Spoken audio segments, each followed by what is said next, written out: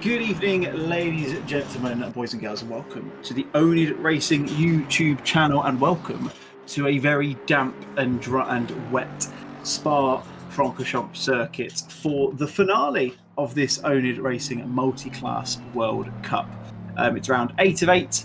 It is the final round of the season, sadly, which means we are going to have to say goodbye to this series this evening. However, I have it on good authority. Well, I mean, probably most of you do know this by now. There's a really, really good series to replace this around the corner as well. But we've got one more race, one more 90-minute race around this iconic circuit in the Ardennes Forest, and one that Trinket and I have seen a lot of in the last 24 hours, or last, 27 hours. Trinket, how are you this evening? Have you recovered after your 24-hour exploits over the last couple of days? I'm feeling better, that's for sure. Even if I may not sound like it, but yeah, I haven't driven for 10, 11 hours, so I've had enough time to recover. It's just good stuff. The exhaustion that's gonna take a good few days.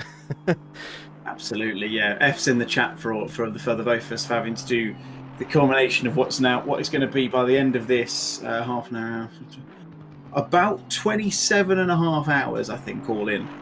My mental arithmetic doesn't fail me. So the good thing is, though, as you and I were talking about this before this stream started, it's nice to see that we've got to see some rain this time.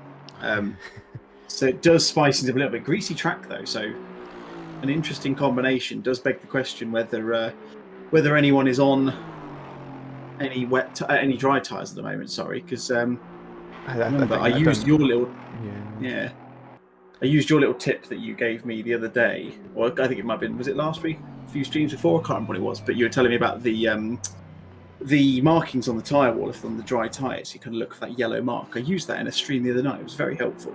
Yes. I was wondering where this was going. I was like, what did I tell you? I can't remember. You've given me plenty of wisdoms over the last 8 weeks or so. Well, I can tell you that during practice the weather was pretty much static with this, light rain, cloudy, whatever it shows up on the thing. And the drivers, as they were going around it, stayed greasy. But as soon as they went into the pits and stayed stationary for the drivers' briefing, it went straight to damp. So it's a light misting of rain, I would say. So the more drivers out on track, it might even start to form a dry line. There probably will be a dry line. So I think being on wet tyres in this would not be the smartest idea at all. Of which I believe Samuel Page is. I mean, he's not setting a valid lap at the moment, I don't think. So I'm pretty sure he almost completely straight-lined Eau Rouge, so he won't be setting a fast lap time. Ilpo Rutsalainen's in the chat. He's, of course, waiting for the session to start for him, because, of course, as we always have in this series, the GT3s will start their laps first. The GT4s will go out after 15 minutes has elapsed. So he's sitting there waiting. He is of the belief that slicks are faster, and apparently identical conditions to what was in practice. In fairness, I can see that. Even on a light damp, slicks and wets will be about the same pace. I don't think either of them are going to be in a good case situation, because a good few weeks ago I did a Monza race. I think it was Sunday League, but the one before this one. It was Monza. It was static weather, and so it was just damp the whole time, even with everyone on track. And so half the grid chose dries, half the grid chose wet tyres. We've got a yellow flag up ahead here, and it's gone. But yeah, it was about the same pace between everyone, but the people who chose the wets for the race, they suffered a bit more because their tyres were getting worn, whereas the dries... Well, exactly, yeah. It felt like nothing changed. Yeah.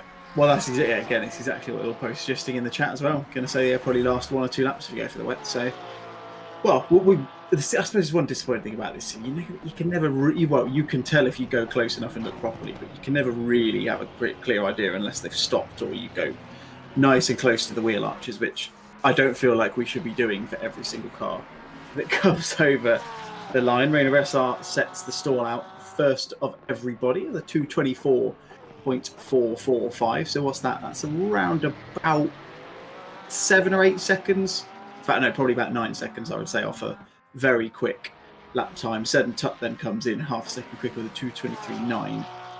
Because the rain's dissipating at the end of the session, but of course that's not really going to impact these guys, is it? Because I mean, the amount of cars on track will, but the lack of the rain kind of disappearing towards the end of the session really won't make a difference for anyone. I wouldn't have thought, apart from if you're the last of the GT4s to get a lap in.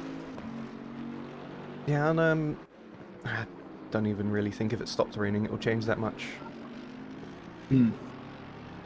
I think it's probably going to stay greasy for the whole session, I'd have thought. I can't imagine, especially because we've got half the drivers, out there now, half of them in the last 15. I think it's probably going to be relatively static, like you say. Sergei Filenko, he was one of those who I was commentating on over the last 24 hours, so nice to see him back again. Was he was in the rookies team for oNiD, if I'm not mistaken, wasn't he? He was in the Aston Martin with Nick Manders and a couple of the others. Greg Prescott, one of them, and Sam Page was there at the beginning, but I don't think I saw him again towards the end. See, I felt like whenever I was commentating, I always saw the same people. Yeah, but yeah, because at first, Greg Prescott was the team leader and was having lots of internet dropout issues, so they couldn't join back as a team. But the server restart gave them a chance to go again. Yeah. I see. So currently got a new driver at the top of the time. Well, this shows you, I think, I love driving in the wet. I don't know what you think, Trinket, on that, but I personally love wet driving because it doesn't, like, anyone can be quick in it. And I like kind of exploring the different lines you can take. Admittedly, there's not a huge amount of them, especially in a GT3 car like this, I feel, but it's always nice to see how differently the times are. Because Ben P, without sounding rude, is not the person we've normally seen lighting up the timing sheets, but at the moment he's pole by just under a tenth of a second, and he's half a second ahead of this guy, said and tut. So it does level things out and does kind of equalise things a little bit, which is always a fun. What's the word? A fun kind of, what do you call it, a thing? An element that gets added to. That's what I was looking for. Yeah, don't ask me for words this time. No, exactly. This is what I worried about. Said and tut improves, not by enough though, to 23.667. I lost a lot of time at the end there. He was around about half a second up through that lap. Also got Euro and Young I figured up on their time. Zildzovic managed to sneak in a fast lap on their first one out. Now takes pole. Unsurprisingly. He, of course, leading the AM Championship. It's Zildzovic, Coupland, Filenko, the top three in that one. It's Austin, Seville, Shahabi in the GT3 Pro class. And then it's Jelinek, Thorpe, and then Carlos Plaza who round out the top three in the GT4s. It would have been Dan Hearn, but sadly he's retired from the championship, which is a bit of a shame. And there you go. As you mentioned, Trinket, Joran Jongen goes fastest, a 2:23.0. Still very close up at the top, though. You know? It's the kind of thing that I think will continue to change quite a bit, even though we've got 3 laps of GT3 qualifying left. Obviously, it depends on where you're on the track, but not too many given the length of the circuit we're working at tonight. Yeah, I think up until about the 690 car will be the last for you to get the extra lap in. And then, yeah, it's a good shout, yeah, based on where they are at the moment. And then they've been talking about, if they keep going, they'll get another lap. Yeah, exactly. There you go, Filenko, another improvement for him, puts himself up into P10. Your mate Colin Cameron, just above him. I couldn't not mention the fact he was your mate after what we were talking about just before we went live, so felt appropriate. Oh dear.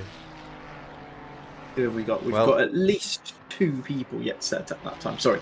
For the next Sunday championship, it is the team endurance, and it is me and me mate. Lovely. I was really keen, really excited to get into that one, and then I realised that I have a lot of those Sundays where I'm not actually around, which is a bit disappointing. Otherwise, I would have been super keen to get involved.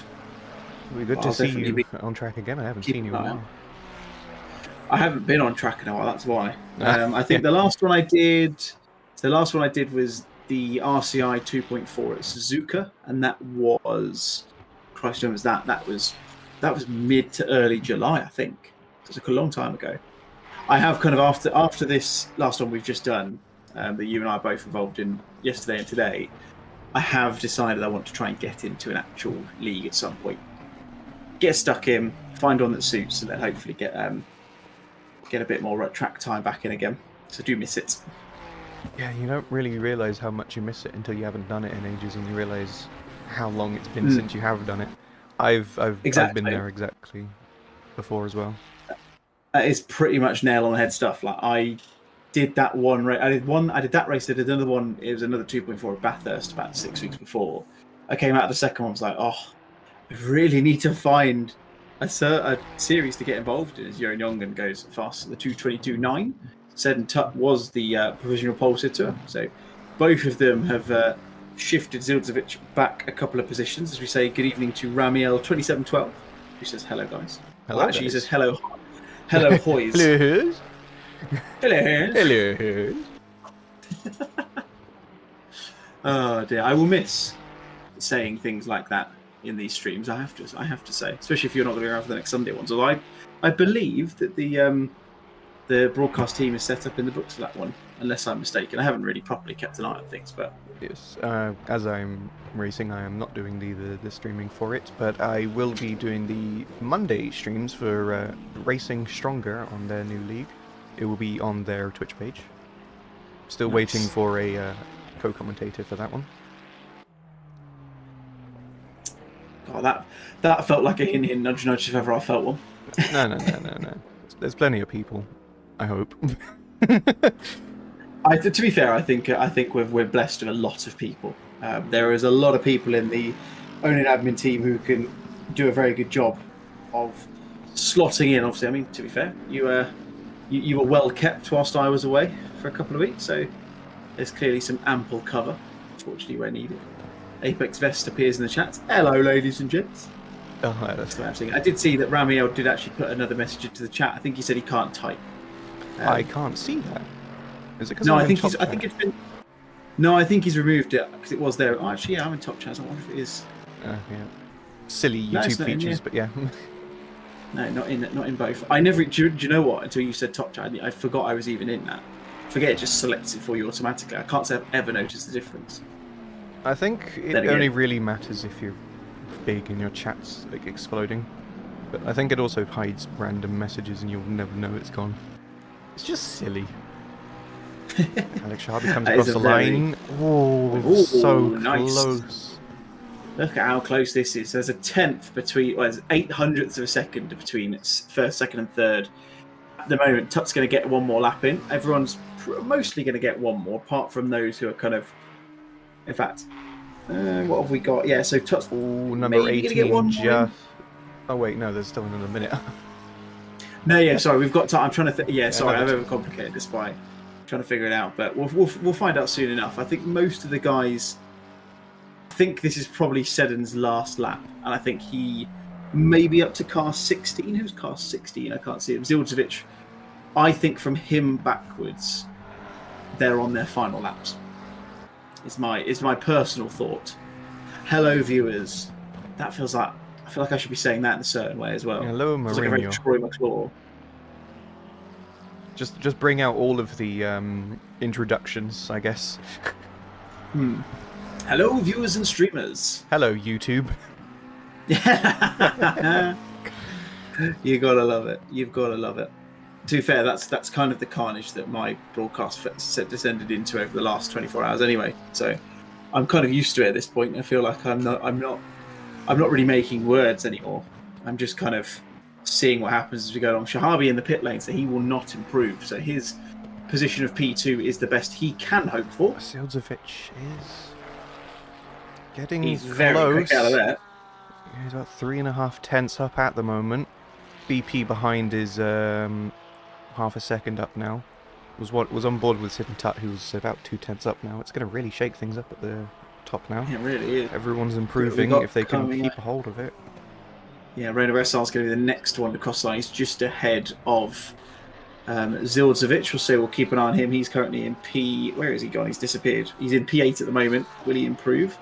Doesn't look like he does, but he'll get another lap time in, as will Zildzovic, who does improve, but not by enough. Very close. Johnny Seville crossed the line now in the Jag. He improves again, but again, not by enough to improve that position, so he still sits in P7. Car number 12 coming across the line. That is Ben P. He said he's about half a second up at last count. Loses a lot of time. Yeah, though. it's very unfortunate. Wow.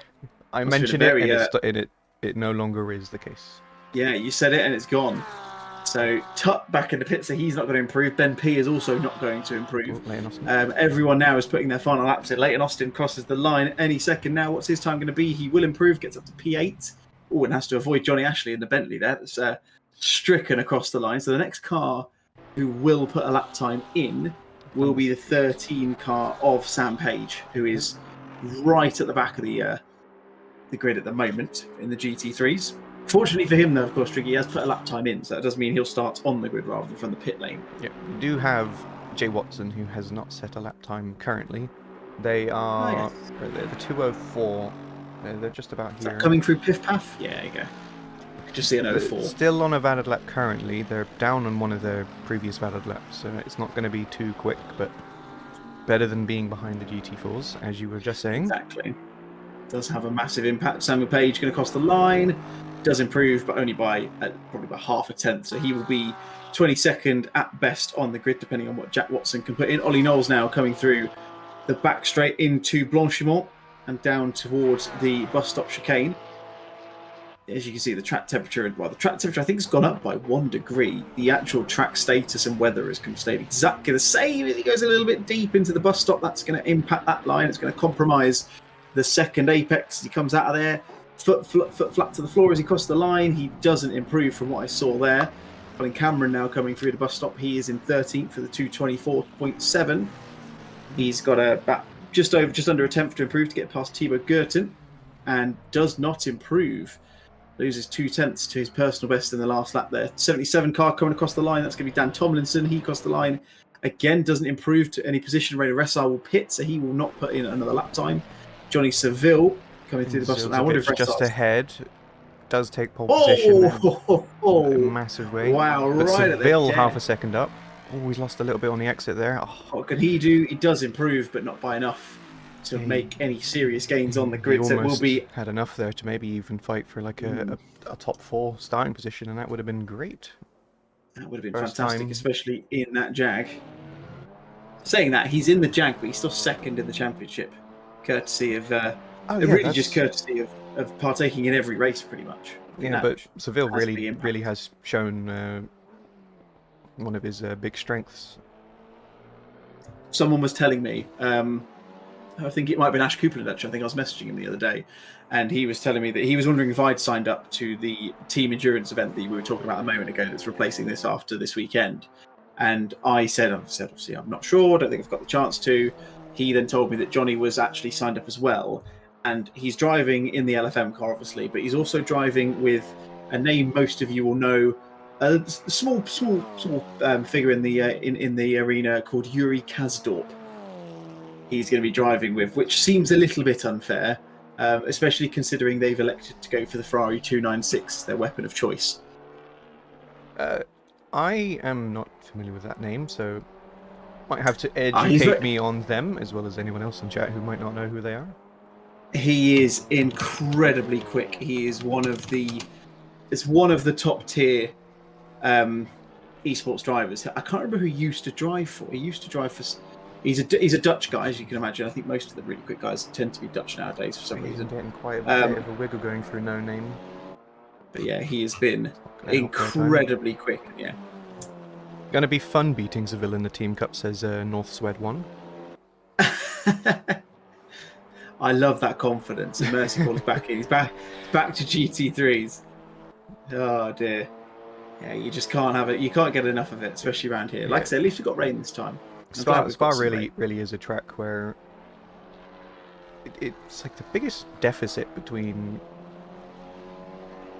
different skills, and it is one of the longest tracks on the grid, if not the longest.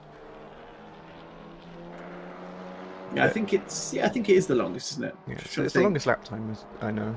Yeah. But I don't know if it's distance-wise, because we've got silly things like Paul Ricard straight. Yeah, that's very true. Well, I mean, yeah, because Paul Ricard, lap time there is a 150. I think it's a 150 in a GT3. Not as in exactly one. I'm sure it's in the 150s. 156 or something. Most tracks are around that, aren't they? Yeah. Oh, bloody hell. Is that me, or did Aidan Oak get very sideways getting onto the curb coming out of Blanchimont there? That looked very spicy indeed. Comes through the bus stop chicane. He's going to be the first of the GT4s to set a lap time. So we'll see what that lap time is going to be. It'll be interesting to see how close they are to the GT3s. Well, I was going to say Aidan Oak wasn't too close, but Scott Ticehurst comes through 4 seconds quicker. and puts himself first on the grid in the GT4s and 5 and a bit seconds behind. Oh, it's Jonathan Seville. Hello, Jonathan Seville. I mean, it's more his teammate I'm scared of, to BH, not scared of Fred. I don't know who Fred is. There's a lot of different names being thrown around here, and I'm a little bit confused. Yeah, I don't. Might have to get. I don't. I think we might need either one of you to educate us in terms of what's going on here. Who's with who? Who is who? I'm assuming someone's not signed up to the championship as just North Swed 1. There must be a real name. Oh, Ash Cooperman was apparently on for pole and invalidated. Yeah, there was a lot of fast times coming around, but a lot of people were losing it or invalidating. Some people trying to find a lot of pace. If I had a pound for every time I've heard Ash say that he was on for a good result and then made a mistake, I'd be a very, very rich man. Oh, the amount of times I could have gotten a 217 at Spa yesterday and failed. I did manage a 218-1 at least, but I really just wanted to get that 217 so I can say that I've done it. But every time I got my delta up, I went through a corner and then just McLaren went, wiggle. Nah, no, I'm alright. I don't fancy this. Talking of wiggles! Oh my word! Oh, I was desperately hoping he was going to carry that on. That would have been impressive if he'd have managed to go sideways through P1. It probably wouldn't have happened. I mean, apparently North Swed his name is Durfson. Even without Johnny's "you're fooling no one" message. It's happened again. Same place. It's Longchimon outside curb. And then that's incredible. Tokyo Drift. There you go. Yeah, see Johnny Tokyo Drift in the chat as well. Wow, that is seriously impressive. I just kind of wish they'd all been closer together so we could have seen them in synchronicity. But either way, that was great to watch. Luckily, the latter two didn't hit the wall. Aidan Oak did, of course. But let's see, Rutsalainen. Oh, look at that livery. Hey, it's finally loaded. He finally fixed it.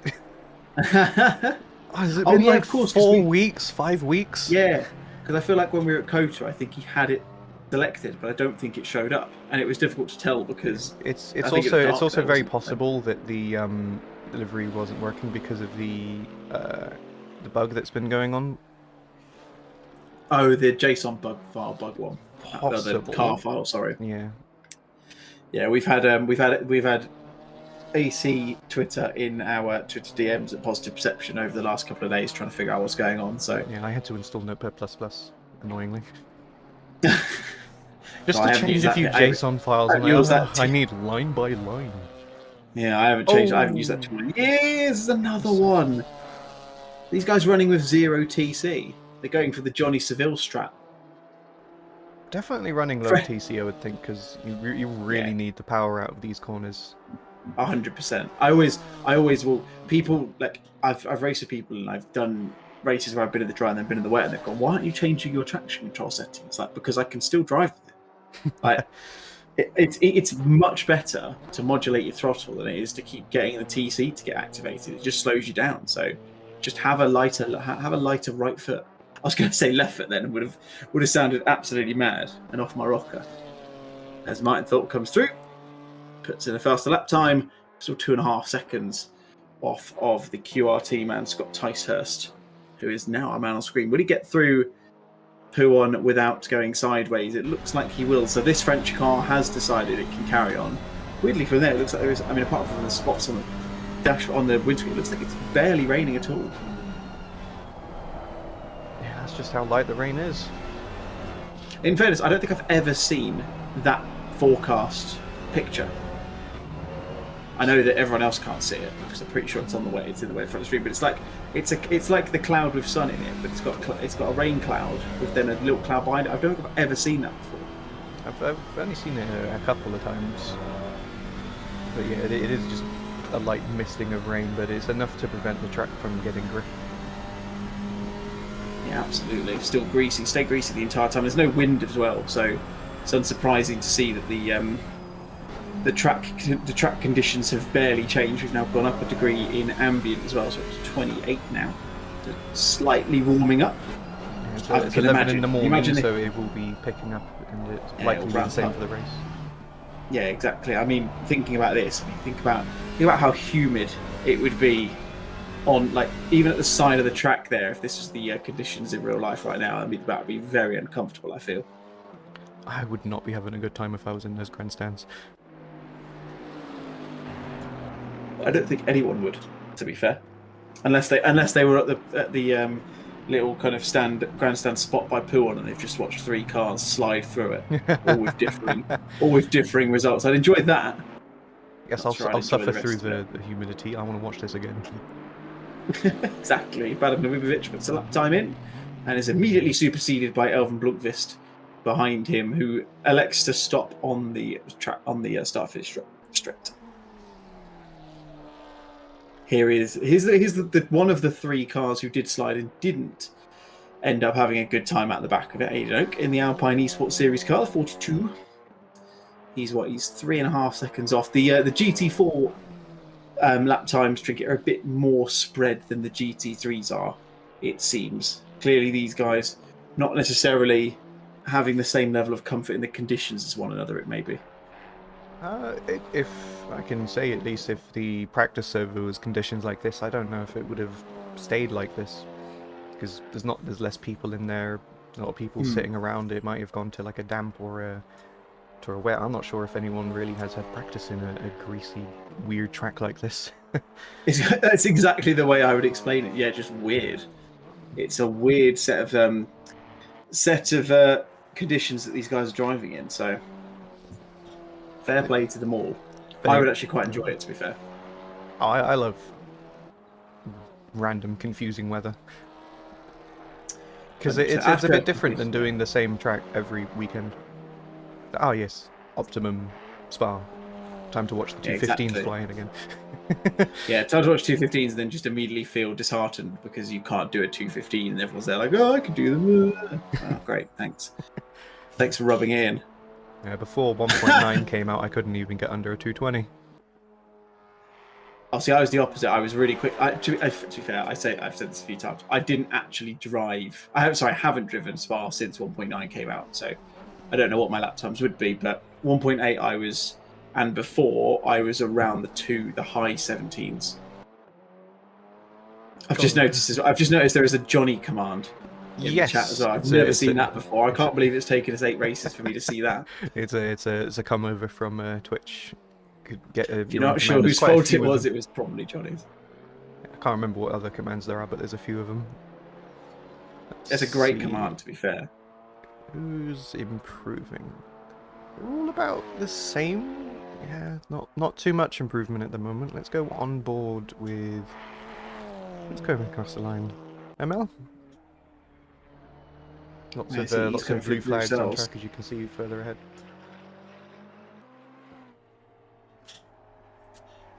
Ooh, very loose. Yeah, so now invalid.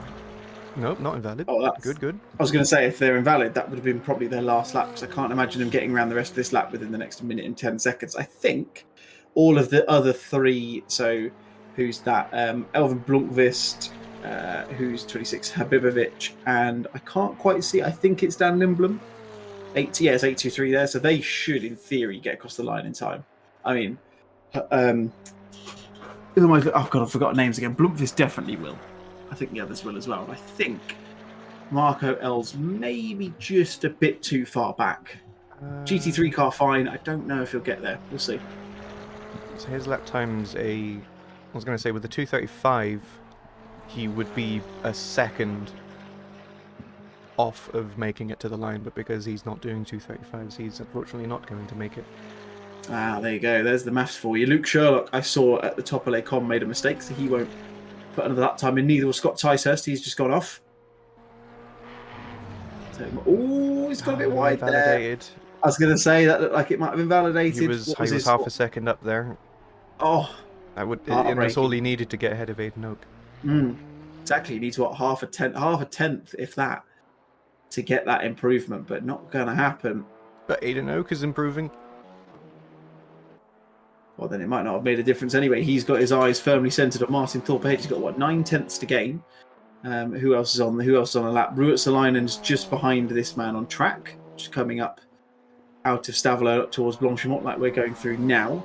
And then Blokvist still on a lap. Habibovic and Lindblom did both make it, so they will put another lap time in as Aidnoke comes into the bus stop chicane hard on the anchors. Marco L back in the pit lane now, sensibly perhaps knowing he's invalidated, electing to test his pit entry, make sure he's right for the race. Aidnoke across the line, does improve, not by anywhere near enough, sadly, for him to get past Martin Thorpe and up into P3. Here comes Roots the line, and he'll cross the line.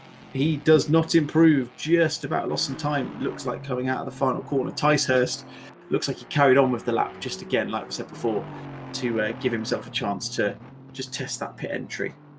Of course, mandatory pit stop, set amount of time for fuel, which is 25 seconds, and there's a pit window from 5 minutes into the race until 5 minutes from the end. And again, Trinket, I would imagine we might see quite a few people change tyres again. I would have expected. It's gonna be.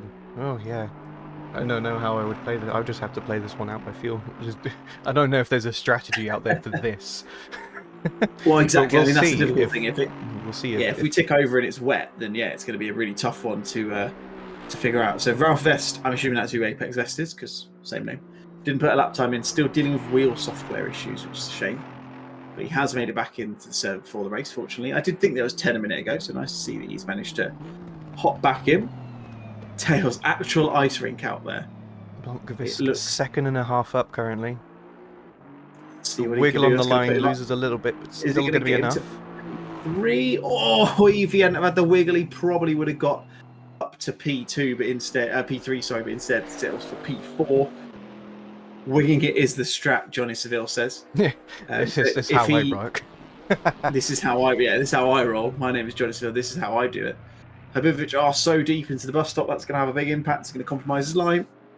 Comes out of the final corner, he's going to be so much slower coming out as a result, probably losing time. Hand over fist, does improve, didn't improve enough to get any further up the grid, so he finished 7th in class in the end.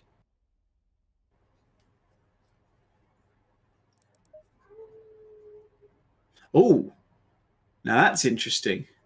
Looking at that forecast. So that means that was weird. In less than 10 minutes, it's going to sprinkle the rain and stop. So between now and 10 minutes, is that what it means? Rain. If it was there and now it's disappeared? Yes. Is that the technical? Okay.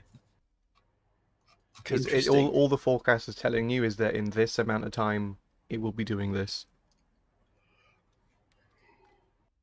So we just, as the session rolled over, we just saw 10 minutes rain, and then it left. So between now and 10 minutes, there's going to be a bit of rain. Yeah, it made a very fleeting appearance. And as a result, though, it does mean everyone's going to be on dry tyres. Because we have the 2-minute session start, and the formation lap as well. Formation lap. It's going to happen on like lap 1 or 2. I was going to say, yeah, you're going to see it within 2 laps, aren't you? I'm sure I see this on my YouTube recommendations a lot. I'm sure on the oNiD Racing channel there is a short where there was, I think it might have been a 12-hour or 24-hour race here at Spa, and literally as the race started, it rained. I was in that one. Mad to watch. Yes, that was an interesting one. Yes. Every time my YouTube feels like it's run out of recommendations, that just pops up, and I watch it every time. I never don't watch it. Comes up and I think, oh, I'll watch that. That looks fun. And I enjoy it every time. I believe that was the Spa weekend we had, where it was the 12 hours of Jimmy Broadbent powered by oNiD, 12 hours of Spa, and then the Moser Endurance 6 hours on the Sunday. And then I did both of those, and during the end of the Moser Endurance, I buggered off to go do the Sunday League race at Monza that I told you about. That was the misty, rain, damp conditions where half the track was on dries and wets. What a weekend that was! And I've basically done the same thing again. Except I'm not driving. It's just another weekend of Spa. It's a Spa weekend, but I mean, it's probably the one that most people in this stream and Racing Tonight wanted to have. However, I would totally appreciate a separate kind of Spa weekend next weekend if anyone wants to offer. Take me away. Whisk me off my feet and take me to a nice spa for the weekend. Yeah, I'll take a spa week. That'd be nice. I can't believe I was saying that. I came back from holiday just over a week ago. I told you it would happen. Yeah, everyone knew. Everyone knew. We all knew coming back we would happen. I'm just so glad that we had a 4-day week to kick things off. Kind of eased in a little bit. Although getting up for the school run tomorrow is going to be quite the troublesome situation to be in.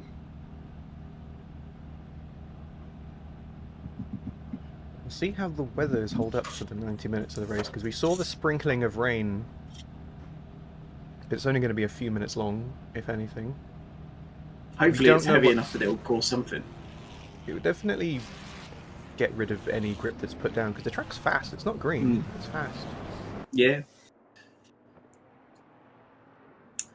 Very interesting spice things up indeed. a little bit, but it certainly will. 100% expect the whole grid is on dries. Oh god, yeah. I mean, I don't think many people would have spotted it. I think you and I were looking for it, weren't we? I mean, I certainly was. I can speak for myself, but I imagine quite a few of us were looking. If they were looking for it, you'd have seen it. Well, obviously some of the drivers are watching in the stream listening. Hello, give a wiggle if you can hear me. We see no wiggle. No wiggle. I mean, there's quite a few. We can see about anyway. I was going to say we can only see about half a dozen cars. We could argue that everyone doing those weaves along the back straight is technically listening and watching us. So, if you really wanted a confidence boost, then there you go. Who have we got? So Johnny Ashley and Dan Tomlinson both starting from pit lane for some reason. Not sure why that would be.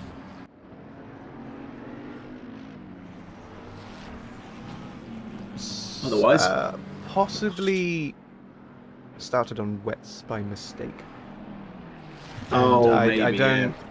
And it's happened to me, where I've gone into my setup, set up my pit stops, was on dry tires, quit it out, clicked drive with 30 seconds to go, and I was on wets. But even if you go back to the garage, you can't change it again, can you?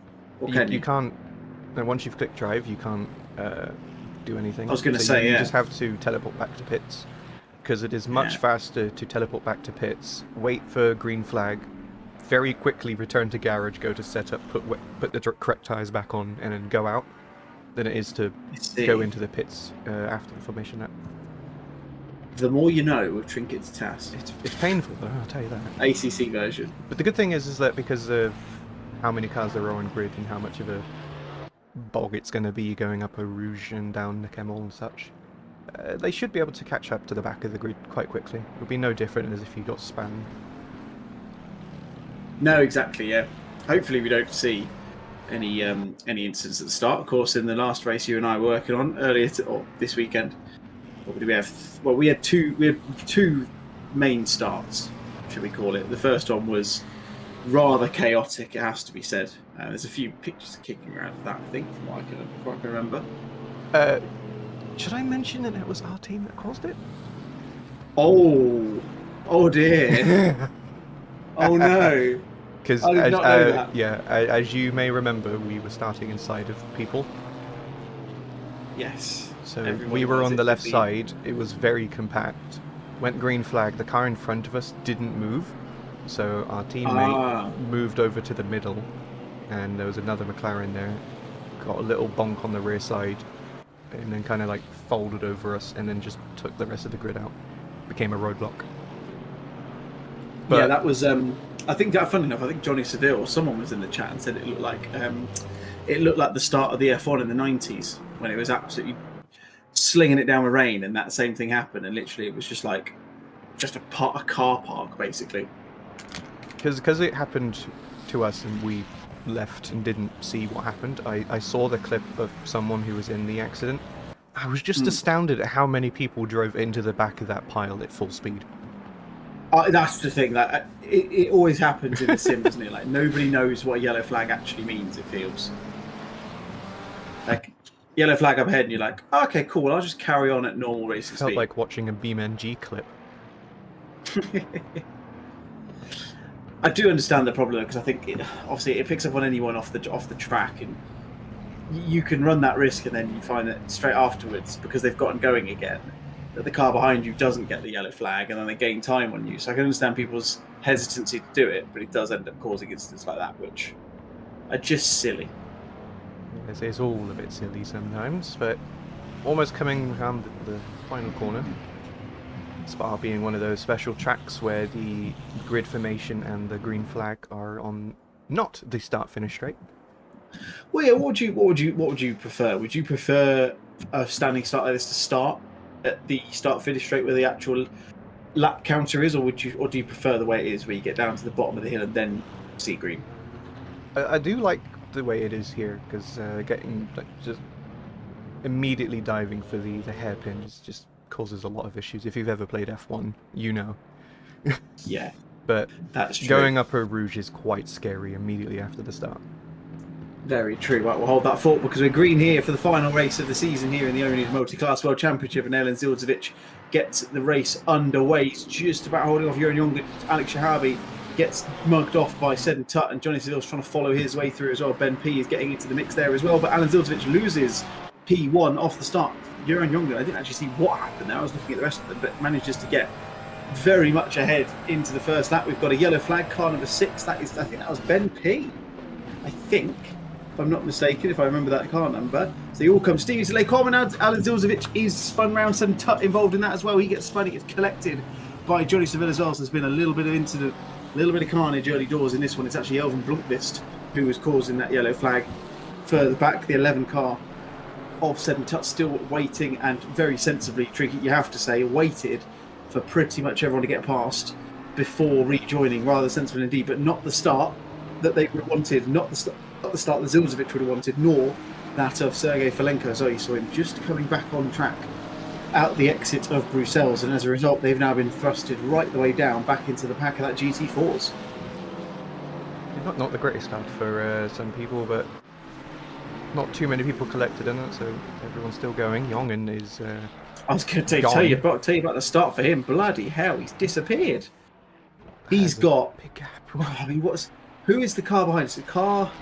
I can't see. My thing is very broken. It says Jongen Zildzovic, but it says P1, P19. There we go. Now it's all catching up. It's Ben P, 4.3 seconds back. Here we go. Wow, that is seriously impressive that Jongen's managed to make such a gap early doors, and he has got a lot on the plate because he is very much in the mix, if I'm not mistaken, for the championship win. Let me just have a quick look. Maybe not actually. Oh dear. I stand corrected. He's a little bit further back. He wouldn't actually have a chance of winning this, but I thought he might have done. Here's Neil Deutsch. Oh dear, that's my word. The catches livery, that horrible little. I was about to say the livery disappeared in the replay. It's got the McLaren Racing underneath yeah, I it. was going to say, I'm sure I just saw a Spitfire bomber livery then. Yeah, this. There you go. That is not the first time I've seen that little glitch happen. I have no idea why it does, but I've seen it happen once or twice before. I can't remember the name of that corner again, but it's a horrible one to get wide. Just a car. Or Stavolo. Is it Stavolo? Yes, Campus is the right-hander, the left. Wait, right-hander before. Stavolo is the fast, flat right-hander who's gone to the back straight. Okay, yeah. You have to remember, I've looked at the track map for the last 24 hours. So yeah, I know. I haven't even. Normally, I'll open one for these races. I don't need one today. It's so set in my brain that I feel like it's not necessary. Here is a Pulse Sim Sport 3-4. Leighton Austin leading the way from Ash Coupland. This, of course, plays into Leighton Austin's hands very nicely. He started P6 or 7, I believe. He's currently third. He's currently leading the championship. Sorry, but he's of course ahead of Johnny Seville. So we'll continue to hold on to that. Shahabi also in the mix, but he's a bit further back as well as Deutsch loses it again. Goodness me. See what happens here as we go back to the McLaren Racing guys. Are going to hit too much curb on the inside of Eau Rouge? Yes. Although actually, it looked like he was fine, and then lost it going over the top of the brow of the hill. That seemed a little bit weird. What about you? Oh, yeah, back into the pits. I think he hit the curb, the car got a little bit loose, and his reaction to lifting off the throttle or something might have just sent the car around. Maybe, yeah. Yeah, that's a very good point. That lift-off oversteer can be very, very deadly going up through Eau Rouge. But yeah, going back to the permutations to a certain extent, Ash Coupland is in prime position at the moment to actually take the victory of the AM Championship due to Zildzovic being currently down in P15. I don't know exactly what the gap would need to be because I'm not very good at maths like that. I think one position might actually do it, you know. Because that'll be 7, 14. Hold on a second. I'm just doing quick maths while here. No, it would. No, it's 22 points between them. So it would need to be a minimum of. In fact, it would need to be a 2-position gap, provided Coupland wins in the AM class.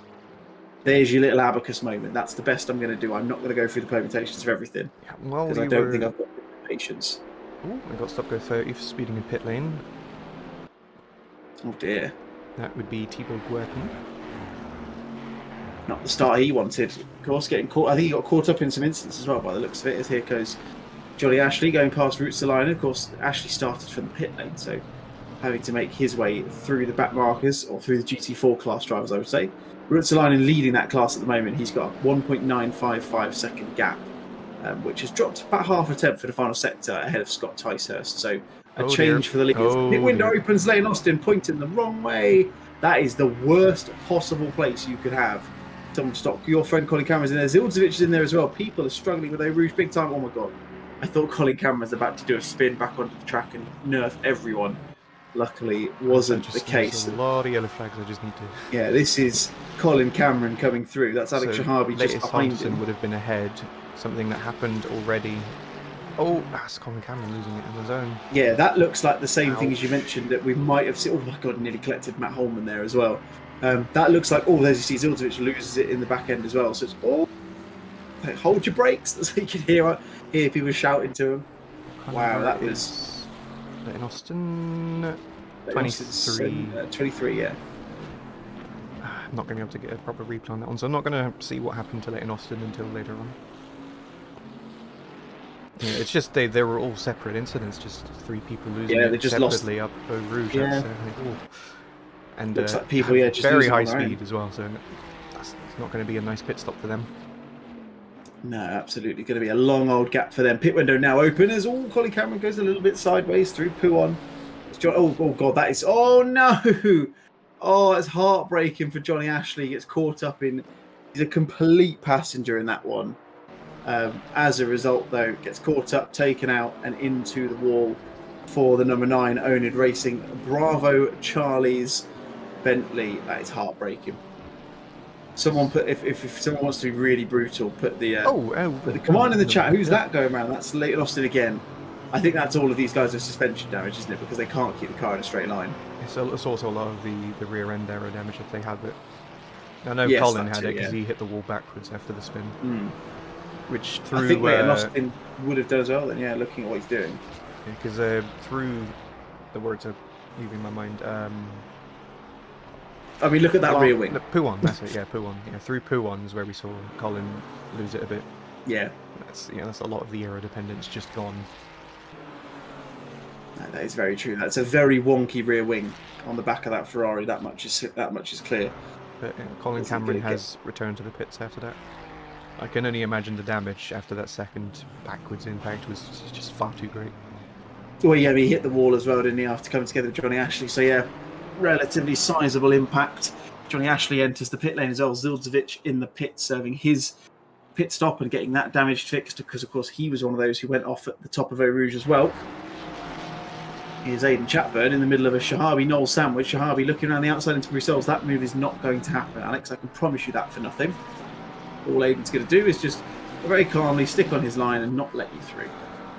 So, food for thought on that one. Ben P slowly but surely trying to look like he's making a bit of an indent into that lead for Euro Young, and he's cutting down to 3.7 seconds. Ash Coupland defer the second back.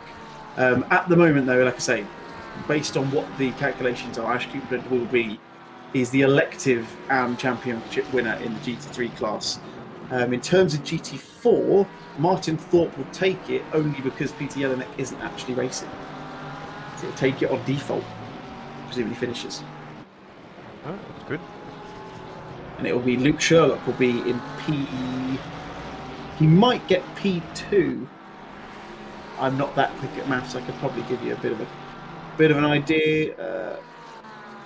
No, he won't. He'll just miss out by about 3 or 4 points. It is double points, remember? Yeah, so I'm assuming... Well, I'm looking at the scoring on SGP, and I'm assuming it's double that. I'm assuming that's just standard scoring, so yes. That's the kind of maths I'm doing. Yeah, okay. Yeah. So I think, I can't do it that quickly, but yeah, he's 3 points, so he's 97 points behind. He gets 86 points for second place. If he was to come in second in the class, of course, which he's not at the moment. So he will pretty much guaranteed to finish third, though, because obviously Dan Hearn retiring from the championship and Carlos Plaza also not racing. Does mean that will give him third place in the championship as well. Here is Aidan Chatburn, still under pressure from Alex Shahabi in the number 8 Connectors Motorsport Mercedes. So they steam up through Eau Rouge once more. It's like they're both relatively clean through there. Oh, Shahabi just gets a little bit out of shape. Doesn't slow him down by any amount though, does it? He just keeps going. I haven't seen that rain we were talking about, although we might see it. Oh, that is Sean Hunt spinning, doing a few pirouettes at the top of Eau Rouge. Hopefully you'll see what's happened there. Oh, that is a very wonky car. No. Where's he going? What is that, Sean? It looks like that car is very bent and very difficult to drive, but that was so avoidable. Yeah. Spent so long watching after the incident that we're just going to see the rejoin again. Oh dear. Oh God. Who was that he collected though? Jay Watson. I think it was Jack Watson, yeah. Because I recognise that Mercedes. Oh, that is, oh dear, that is not good. Very much getting some end of school year vibes coming out of this race. Some rather interesting decisions being made across the grid so far. Jack Watson, that is a very wonky looking Mercedes.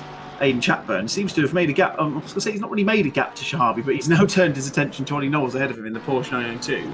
Pulled away to Ollie Knowles, getting held up with the fighting, and Shahabi just kept his back up again. I've had that happen plenty of times yesterday. Oh God, yeah. Well, that's the thing, isn't it? When you see, it looks like Ollie Knowles is struggling a little bit because he's dropped off of the back of Johnny Seville quite significantly over the last lap or two, and as a result is kind of forming a little bit of a bottleneck behind him. Matt Holman just under 2 seconds back from these guys as well. So if they keep battling like they are, it'll be a four-way giggity between those guys. Oh, we've got a bit of battle at the top of the GT4. This is Habibovic trying to get round the outside of Aidan Oak. In fact, no, sorry, it's actually Aidan Oak making the move on Habibovic, with Ian Hall trying to get in on the action as well. That Chevy is not the easiest thing to get around, is it? Although being in an Alpine, smallest versus biggest might give you a fairly decent chance to get around what is the most sizable GT4 car on the grid, you would argue. Oh, how close is that? It's very close between the Camaro and the Maserati. The Maserati is quite long and big. Of course, yeah. Forget that. And there is one of them at the back of this little. Feels like, here you go, Dan Lindblom at the back of this one. He's trying to get past Marco L. He'll be glad that it's not raining, I'm sure, with his lack of electrical. Yeah, I think devices. We overreacted with the spot of raining a bit too early. I think it's just the game catching up and loading in the settings. Yeah, that's a shame, but you never know. There's still a long way to go, so there's still plenty of chance for some adverse to come in. At least if it doesn't come in, we saw it qualifying. That's enough. Here comes Ian Hall. He's going to try again and go around the outside. Look at the gap that Aidan Oak has managed to pull, courtesy of these guys battling. You've got Ralph Vest in the background as well, so he's managed to get his issue sorted and very much getting up the inside. It's going to be 3 wide. Is it going into the bus stop chicane? This is not going to work, boys. Oh, a bit of a nudge on Ian Hall from Ralph Vest there. He's going to go a bit too deep. Habibovic goes even deeper, though. Luke Sherlock's in on the action now as well. This is incredible stuff. Somehow, despite the fact we had a small little nudge from Vest on Hall, Hall has managed to come out of that looking very, very rosy indeed. Sherlock is just about going to get a couple of positions. It looks like he'll probably have the inside and get the move done on Habibovic. We've got a Ferrari GT3 in the mix here as well. I think that's Thibaut Gertin gets spun round. Now we don't have that one in there. The Maserati of Lindblom has made a couple of positions. Gertin is going to wait there until he has a chance to rejoin, which is rather sensible. Either that, or I wonder if he might go back to the pit lane, which I think he did. No, that was a quit. Because I was going to say, if we go to Johnny Ashley, it always, if someone quits when I'm watching them, it always goes to Johnny Ashley. But yeah, Johnny Ashley back out on track after the accident now, just behind Zildzovic.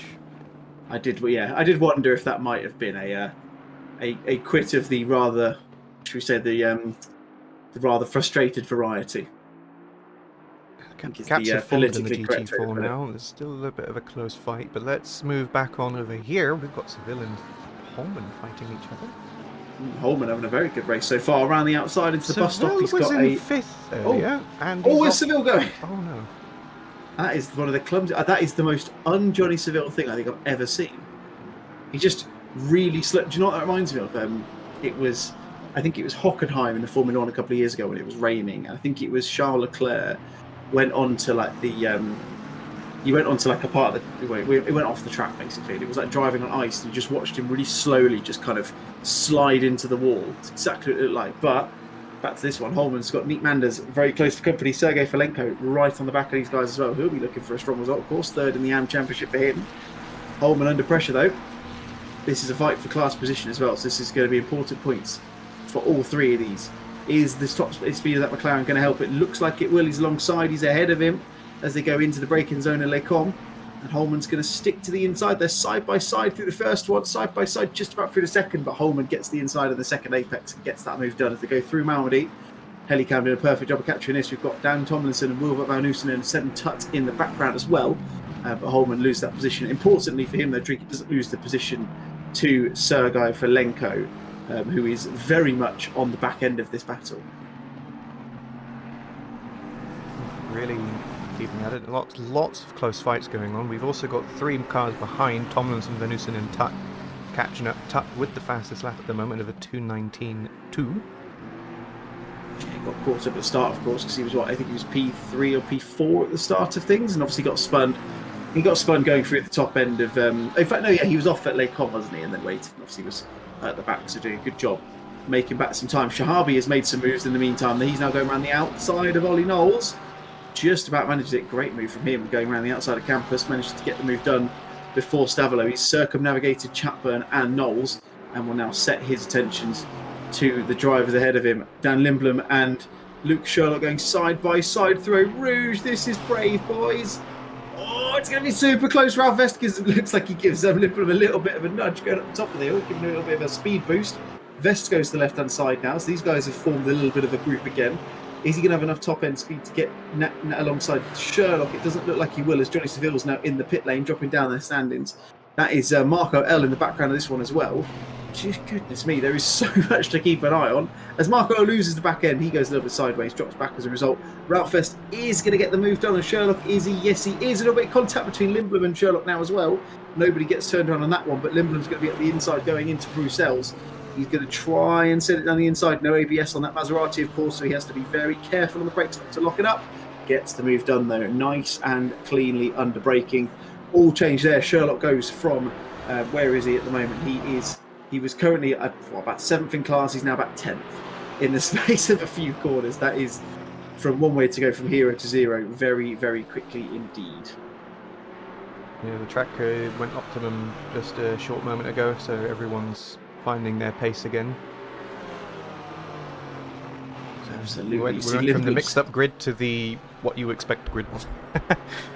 I think that's what's caused us to have so much action in the first 15-20 minutes or so. It's been great to watch so far. As you can see, car 247 is slow at the top end of the track, up going through Malmedy. Can't quite see who that is. I think that's it's Noel Deutsch up there. Alan Zildzovic is getting past Johnny Ashley for P26.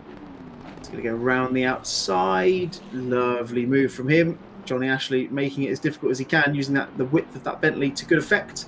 Thought he was going to look back up the inside at Malmedy, but elects to think better of it. Here comes Dan Lindblom once more. He's trying to make all the moves that he can before he starts to struggle with tyre wear because of that lack of electrical aids in that Maserati MC. He's going to go up the inside. Does he? No, just elects to wait a little bit longer. He's going to have a perfect chance, you would think, going up Eau Rouge and onto the Kemmel Straight to potentially get a move done. And I imagine we'll have his focus is then centred on Badam Habibovic, who is just a couple of seconds up the road if he can get the move on Ralph Vest. In the meantime, though, I can see on the track map the GT3s are catching the GT4s, so it's going to start getting even spicier than it already is, Trinket. So you're going to be an even busier man than you already are. If my brain can keep up. This is not the race we needed after the last 28 hours we've had. So you see Dan Tomlinson, he's going to lose a position. Is he to 7 Tut? Yes, he is. Then Tut's going to try at the inside. Is he Matt Holman? He's very late on the brakes. Don't know if he managed it. He did in the end. Goodness me. Oh, it was a crash up ahead, though. Oh, a bit of a car crash. Oh, no. That is unfortunate. Seven Tut's going to let's go for it. Now going to have to go for it. Anyway. Oh, dear. If you weren't planning on it, you are now, sir. There we go. There's all sorts going on. Oh, as we see, Dan Tomlinson picked up in that as well. I did see a little bit of contact between him and Nick Manders. We'll see what happened here as they come out of the bus stop chicane. It looks like they're both just they're both coming back off onto the track after coming off of it, and yeah, just drove into each other. And that was bit of a rather innocuous. Very avoidable. Very, very avoidable. That felt rather clumsy indeed. it has to be said. Carry on ahead of them though, Holman and Felenko alongside with, I think that is Van Oosenen, who's trying to get in on the act as well. Holman is very much stopping that from happening. Johnny Seville in the background, he's a lap down though, so he won't be involved if in this scuffle. On track, Holman goes sideways as Sam Page is pointing the right direction out of La Source. Felenko's going to lose the position to Matt Holman, and he's going to potentially lose it to Robert Van Oosenen as well. And Johnny Seville's just sat there waiting, thinking, goodness sake, I've made my pit stops. I'm pretty sure I'm faster than these guys, but I can't get through. Horror show for Seville early doors, and that is Noel Deutsch, I think, in the background in that McLaren 720 as well. Goodness me, this has been an absolutely jam-packed first 20 minutes. At the top end of the charts, though, it is still Jeroen Jongen who still leads the way. Got that move off the start, going through the top of Radion. Hasn't looked back since. Ben P closing the gap. He's managed to gain a little bit of time on Ash Coupland, who currently sits in P3. Rainer Ressar has gained a few positions off the start. He sits in P4 with Alex Shahabi and Ollie Knowles in 5th and 6th. Aiden Chapman, Nick Manders, and then this group, Felenko, Holman, Van Oosenen, are battling it out for P's positions 9, 10 and 11. It's all to go at the moment. Scott Ticehurst leads the way now in the GT4 class. He's got himself back past Ilpo Ruotsalainen. Martin Thorpe on his way towards that GT4 championship, just has to finish to take the plaudits in that one. Here is the battle in GT4 between Marco L, Dan Lindblom and Luke Sherlock once more. Ralph Estes made a little bit of a gain on where he was with those guys in mind just now. Seddon Tutt, of course, in the pit lane. You see him just tumbling down the timing chart. I think he'll exit there any moment now. That McLaren 570 Trinket is very quick in a straight line, it feels. Marco's got a serious amount of top-end speed from what I can see. He's closed up on everyone. As we see someone, I can't quite see who that is, elects to decide that Eau Rouge doesn't exist. It's absolutely going to be a track limits for that. He flew right over into Absolutely. Yeah, just decided to keep it pinned, which in fairness is the sim racer strat. So I don't blame him for doing that. Luke Sherlock trying to put a bit of pressure on Marco. As I just said, how quick I thought the McLaren was in a straight line, that McLaren 570. I would have thought that it would have been quicker, but no. Instead, he's falling back into the clutches of Luke Sherlock. Starting to see things just eke out a little bit. Someone in the chat, Zadach Muchu, surprisingly decent this stream apparently, where we live to serve. I'd like to think this one's been slightly more than slightly decent so far, but each to their own. Here we come, Ben P. This is a battle for the lead of this race. Ben P very much closing up to the back of Jeroen Jongen. There you go, Thibaut Gerten, yeah. Thibaut Gerten in the chat, that was a rage quit. Rage quit confirmed. Given the start of it, getting the start of the race there, I am not too surprised. I always try and avoid them where possible, but sometimes there are those situations where sometimes it's almost better to do it. I feel like it doesn't look good, but sometimes it's better off just kind of cutting your losses. Yeah, me on Thursday around Silverstone when I was driving the Reiter and it started raining. Oh yeah, see that's almost like the epitome of the sensible rage quit. I just saw change of position, but it's Stephen Tutt making his way back through the GT4 field. Yeah, it's just what happens when you pit early doors. Of course, those are the little green mark against their names. That means they have served their mandatory pit stop. Who is that? Is that Rainer Ressar just behind him? I believe that is the pink Porsche. I believe that is Rainer Ressar. He's currently in fourth place. Round. Yeah, see the big gap between Ashley Coupland up ahead. Yeah, it's closing up at the front though. Positions 1, 2 and 3 separated by just over 2 seconds at the moment. Here's Luke Sherlock while I look around the track. Yeah, I was going to say, I'll leave you. You know where you are. You know what's going on. You've probably got a better idea than I do at the moment. Luke Sherlock though gets a good exit out of the source. Could try and get himself alongside Marco Els. They get into Eau Rouge, but doesn't manage it. Lets to sit back in and fight another battle, another day as they go up through the very sharp incline up the iconic left, right, left. Come over. It's in fact right, left, right. Sorry. Although the first right doesn't really count, I don't think. Here's Ollie Knowles and Aiden Chapman. That's a change for position. So Chapman has just managed to get himself past Ollie Knowles and up into P6. And we see Sergei Felenko parked on the top of Eau Rouge, parked for Radion. There's another car, Johnny Seville, I think that was in there as well. I mean, this is exactly what's happened there. So what's happening is they come through. Oh my goodness! The angle that we got there. unfortunately, the camera angle that it showed us wasn't the best one because it kind of, well, it wasn't the camera angle's fault. It was the fact there's another car right in front of them, but it looked like understeer from Felenko and oversteer or just normal steering or pointy front end from Seville, didn't it? Because it just kind of appeared at the same part of the track, was merged. I do not see a Seville anymore. That doesn't come as a huge surprise. Again, when you have these kind of instances, again, it's difficult. It can be when you get them all happening at any point. You can see from, oh goodness me, that is interesting. I think that's probably again a lack of rear aero for Sergei Felenko there. He spins it through Bruxelles.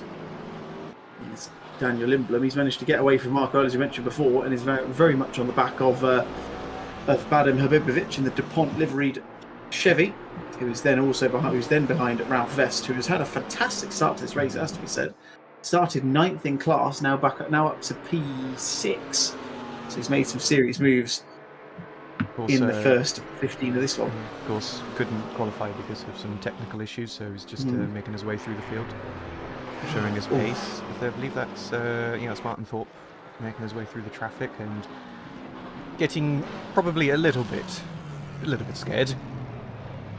Yeah, is that Martin? It's Nick Manders going through there, isn't it? That McLaren, I think. Oh, that's Martin Thorpe. Oh, I thought Martin Thorpe was in the GT4. I said the wrong.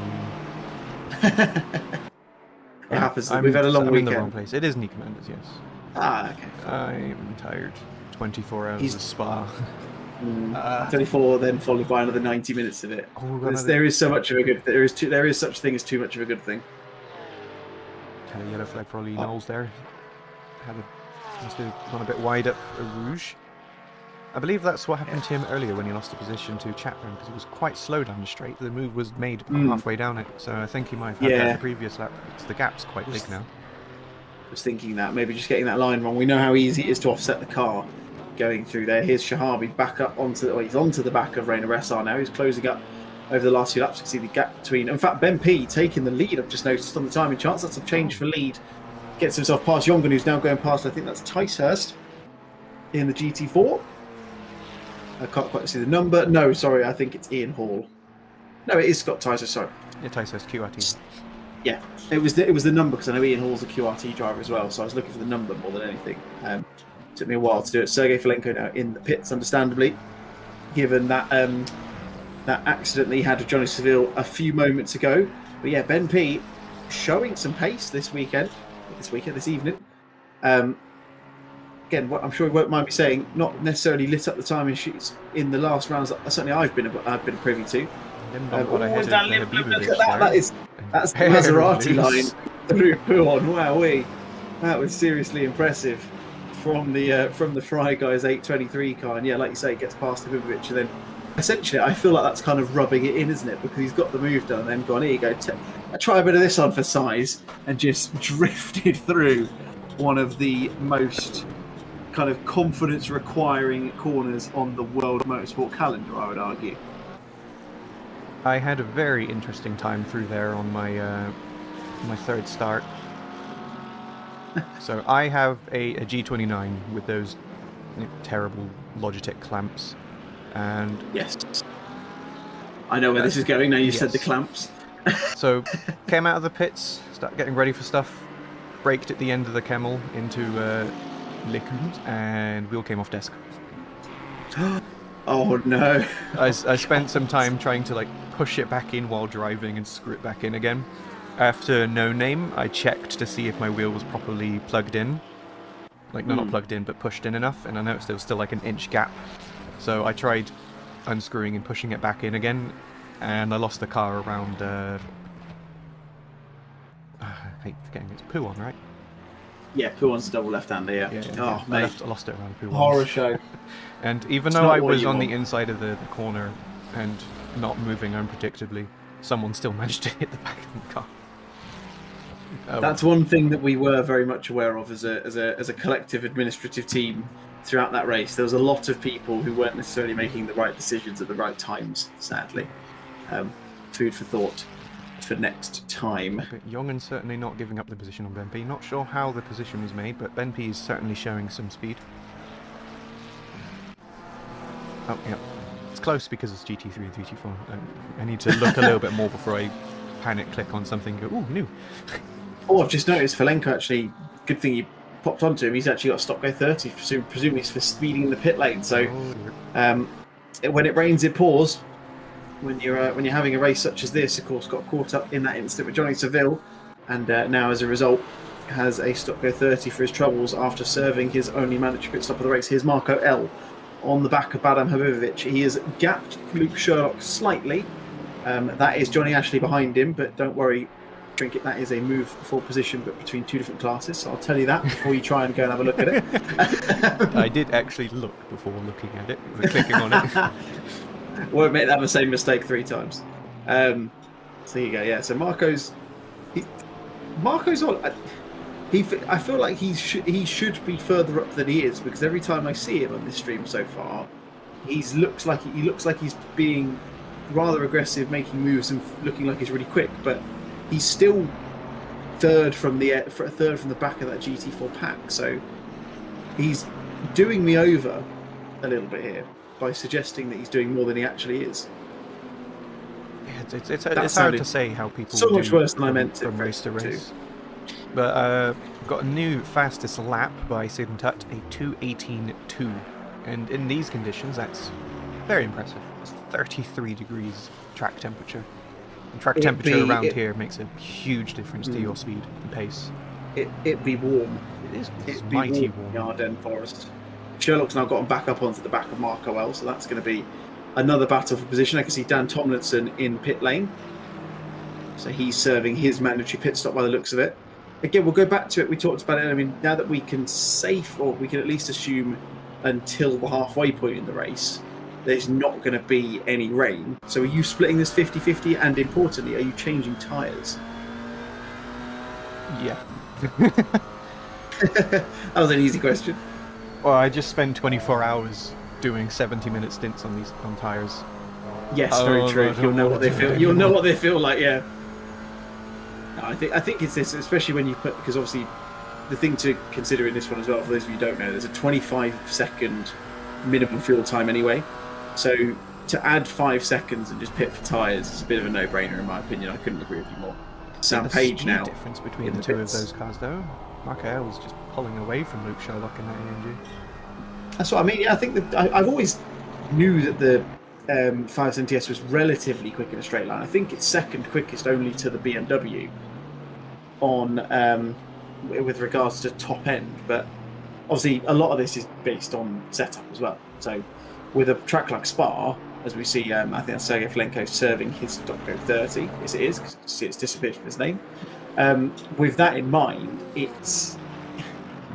you can see he's quick, but that could just be the fact that he's pulling away more than we normally think, because he's got that much lower downforce of a setup than Luke Sherlock does, for example. Because I mean, look at the amount that Luke is pulling up through the corners. So interesting way to look at it, but whatever the case, it's causing for some lovely action for you and I to keep an eye out for, and for you to keep very busy making sure you're looking at the right battles as well, which is proving a fun task, I'm sure, at your end of this stream. At this very moment, this is the only close fight.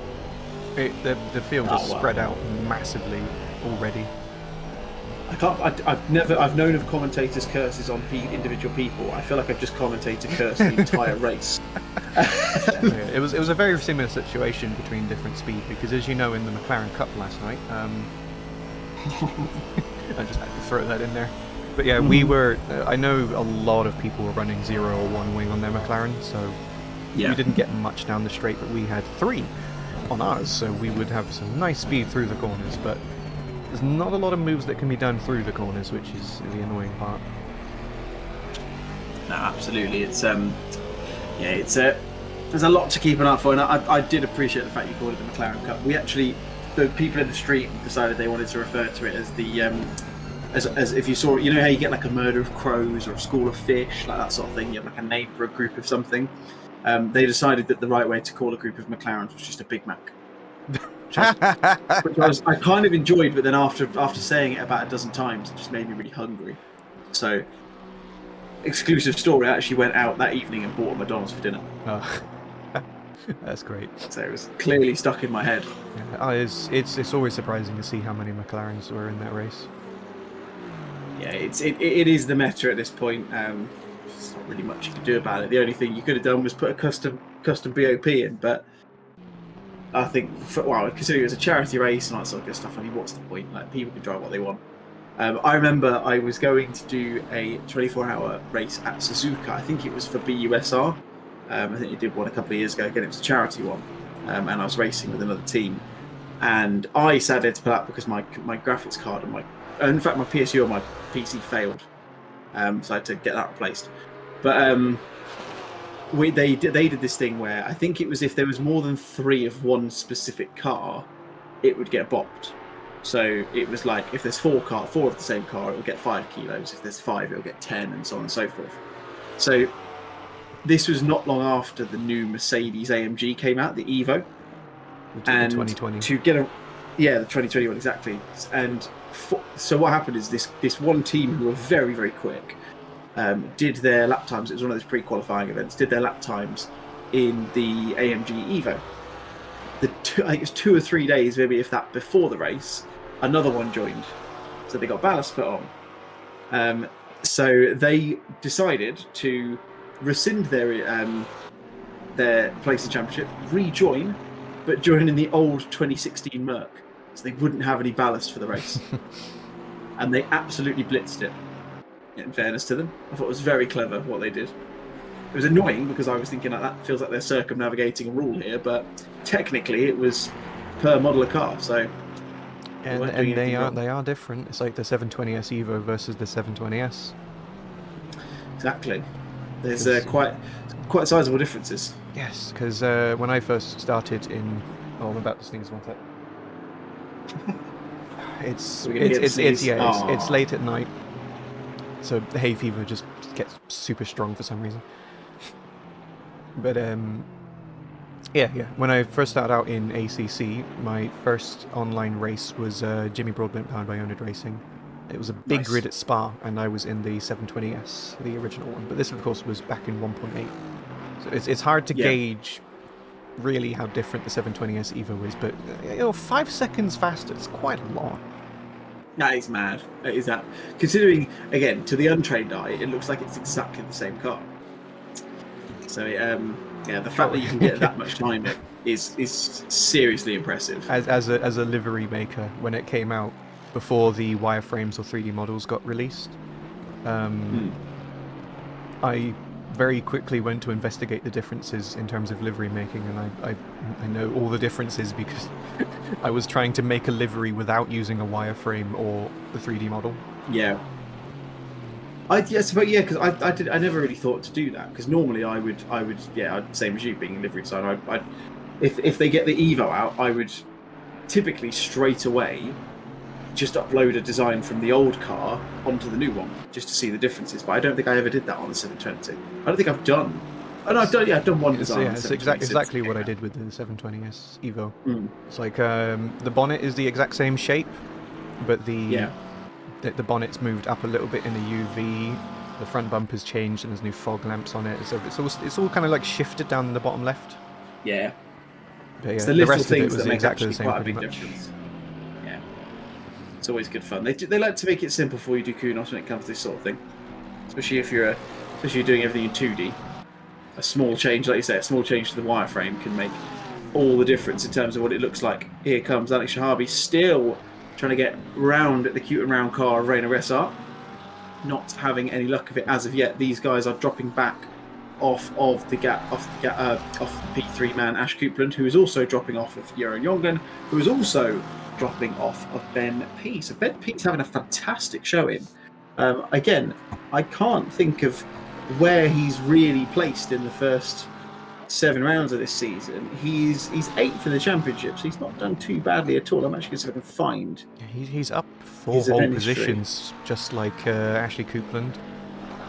Rainer Racing is currently between 4 and 5 right now because he's fighting Shahabi, but Shahabi's down 1 or 2 places depending on how this fight ends. Also got Dan Tomlinson behind them, just watching as he's a lap down. We saw him when I had an accident earlier. Yeah, a lot of people are very much out of kilter, aren't they? I mean, the highest driver right now who's yet to pit is actually the man ahead of Tomlinson on track. That's Seddon Tutt. I'm just trying to see where he is on track at the moment, looking for the number 11 car. There he is. Thank you for doing that. He's just coming across the finish line. Still throwing in 218s. I think he's the only driver currently doing 218s. Yeah, no, not even the top 5 have done a 218 yet. Wow. So he's on his own little world.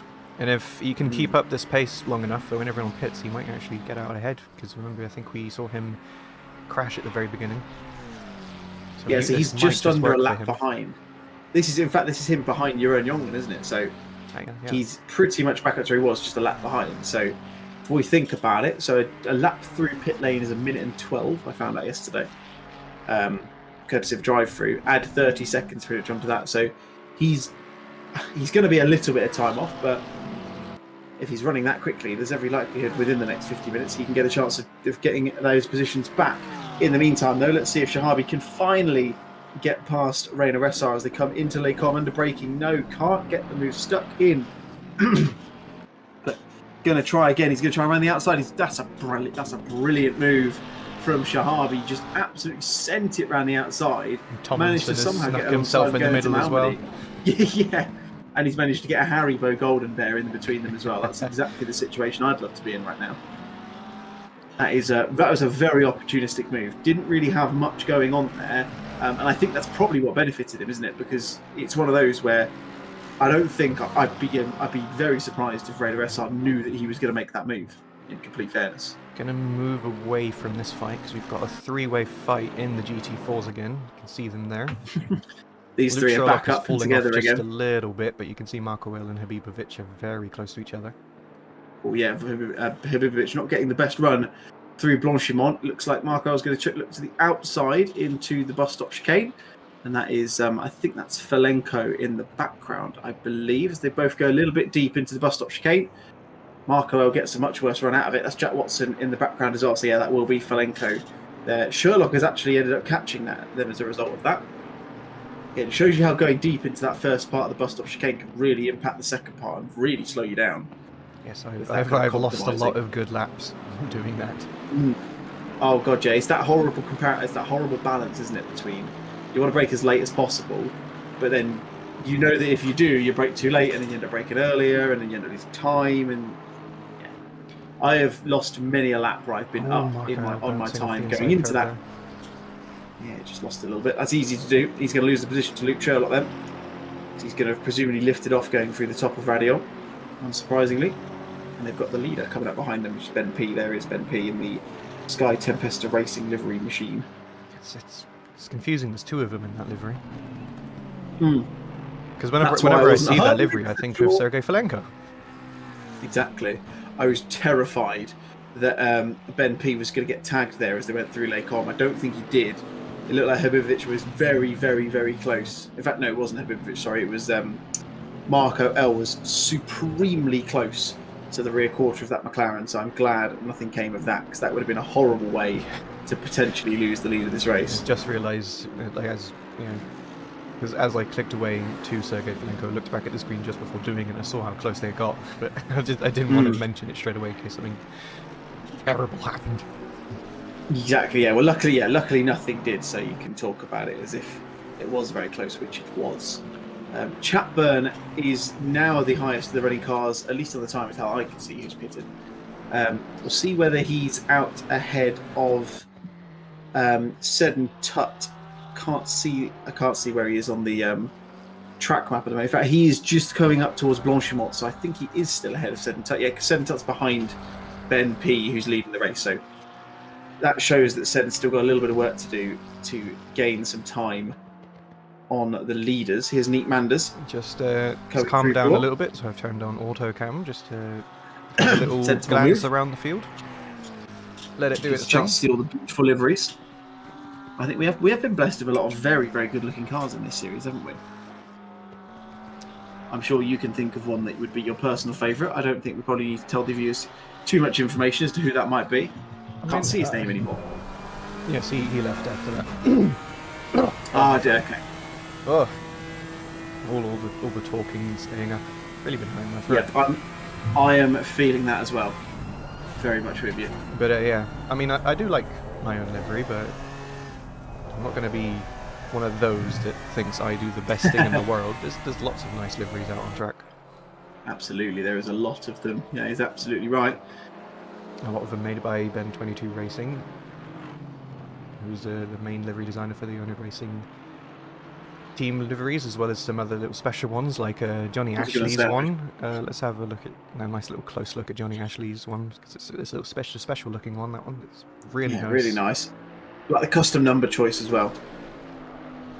Fits in really nice. Actually, really nice combination of colours as well. That kind of baby blue, sky blue with the black, with the matte black on there as well. Really pops. Very nice indeed. Ash Cooper pits from 3rd place. Just seen that at the top of the timing tower. The my favourite of Ben's is the Nissan Primera GT3 GTR that he did. The Primera, which is the old school Super Touring BTCC livery, and it just looked amazing. He sent it to me because I wanted to very kindly ask him if I could butcher it for a car design I was doing at the time, and yeah, it just looked amazing. Like the work he put into it was just unbelievable. He is very good at what he does. Oh, I've just noticed. This livery design is not made by me, but the nameplate on the side of the car, I typed that. I don't remember handing that out or doing that, but I'm like, oh, I use that font. That looks like what I did. It's a nice font, to be fair. I might have to pinch that one off you. It's a good.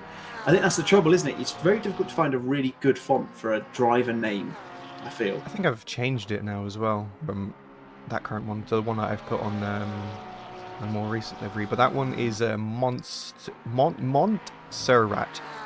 I keep wanting to say Monster, but it's Montserrat. We do the S and T. We do the Monster Rat. Yes, it's the font that was used by where I found it originally was Race Lab.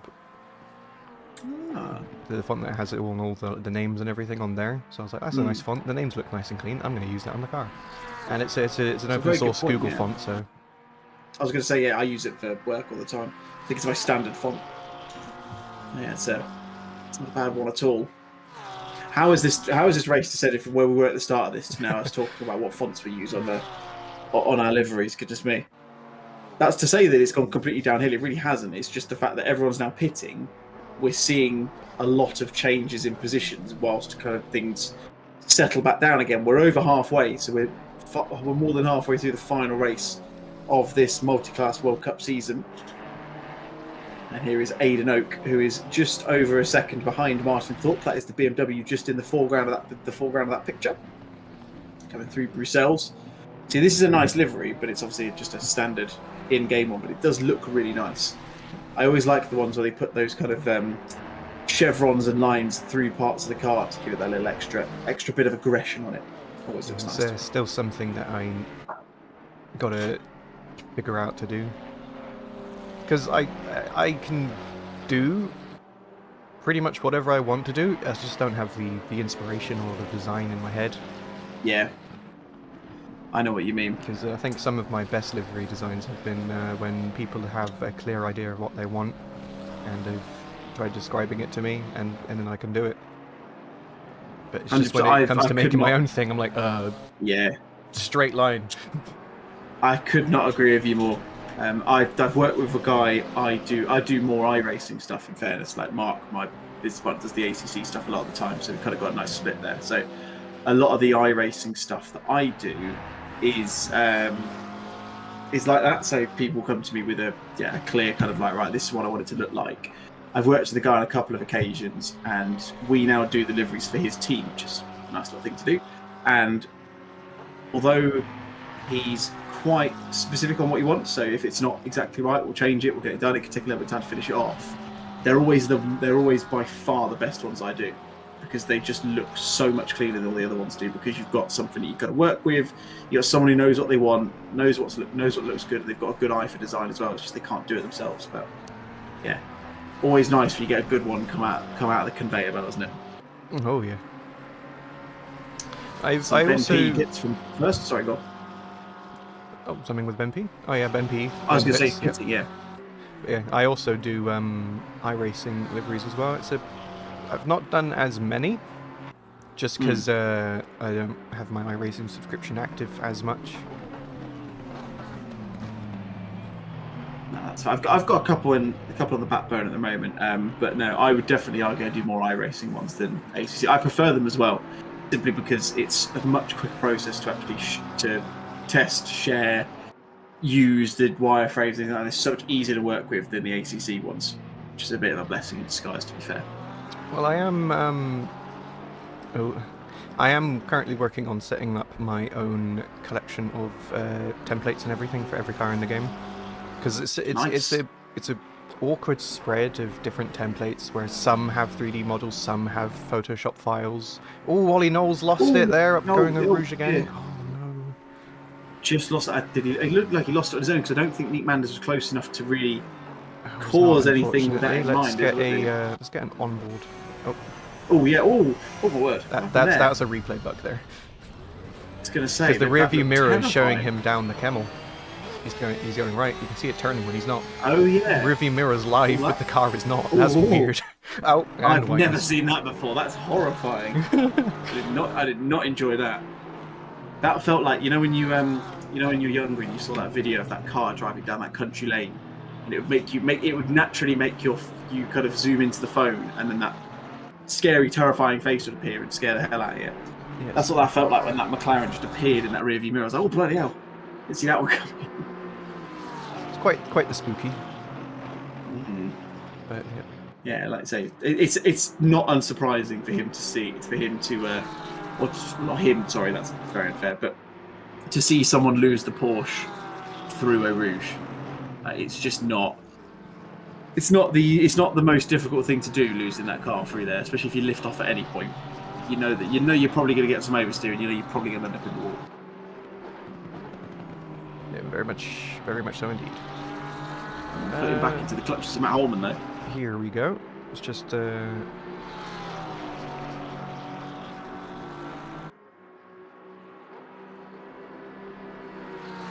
lost my train of thought again. Going down the back straight. Matt Holman's going to try it around the outside of Blanchimont. Ollie Knowles does have a lot of damage on that Porsche, so he's going to have to be careful. He's not going to have that ultimate top-end speed that he would want. Holman's going to look for the move now. He's going to drop out of the way going through Blanchimont. Is he going to try and make the move into the bus stop? No. Is Ollie Knowles, though, going to pit? Yes, he is. Unsurprisingly, he's got quite a bit of damage on that car, so I'm not surprised to see him electing to serve a pit stop and just get that out of the way, and presumably try and get some of that damage fixed, because that car was looking rather bent at that point of the lap, and you could see. You could see how much slower he was in a straight line than Holman was, just due to that damage. It was rather stark, the difference between the two of them. Oh, I just clicked on Van Oosten just to watch them, and they were off track. How very well timed of you. Now you're ahead of the game. I'm so now. It's like what's the word? So in sync. I don't know. I can read people's mind, kind of thing. I'm just so. Oh, you're telepathic to the race. I can predict the future. It's not the right word, but yeah, something like that. Yeah, but yeah, there wasn't a yellow flag or anything. I was like, I'm going to watch Van Oosten. And then he went off the track. I'm going to watch that guy because I think he's about to go off the track, and lo and behold, that's what happened. Zildjić up in 13th now after his clearance. Oh, we got yellow flag, Jack Watson. Looked like he just went a little bit wide, and it looks like no crash, just a little bit wide. Front bumper does look a little bit scratched, along with the side and the rear. Oh, that's a bent wing. Of course, Jack was involved in a rather sizable accident at the start of this, wasn't he? He was, I think, was it Sean Hunt who lost it at the top of Eau Rouge? I think it was. And, just had that kind of crabbing moment by the looks of it. And unfortunately, there was really very little that Jack was able to do to stop himself from going into the back of Sean Hunt. And as a result, he had a bit of decent chunk of damage in the end. Fortunately for him, though, he's made his pit stop, but he is still in front of Hunt, so not had as big of an impact on his race. Seems we have the replay bug where it still shows the damage from Ollie Knowles, because he's come out of the pits, and I would not have expected him to have not taken the damage. Yeah, that look. I mean, you saw how slow he was through the back straight when he was getting overtaken by Matt Holman. So yeah, very surprised if he hadn't taken it. I mean, can you see the time stopped on the server app? I can indeed.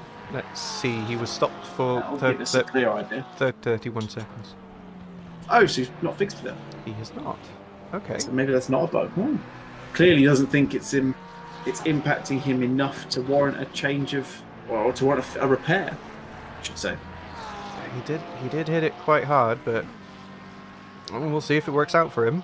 Maybe he's thinking a fresh set of tyres might have an impact on it as well. We've got a fight here.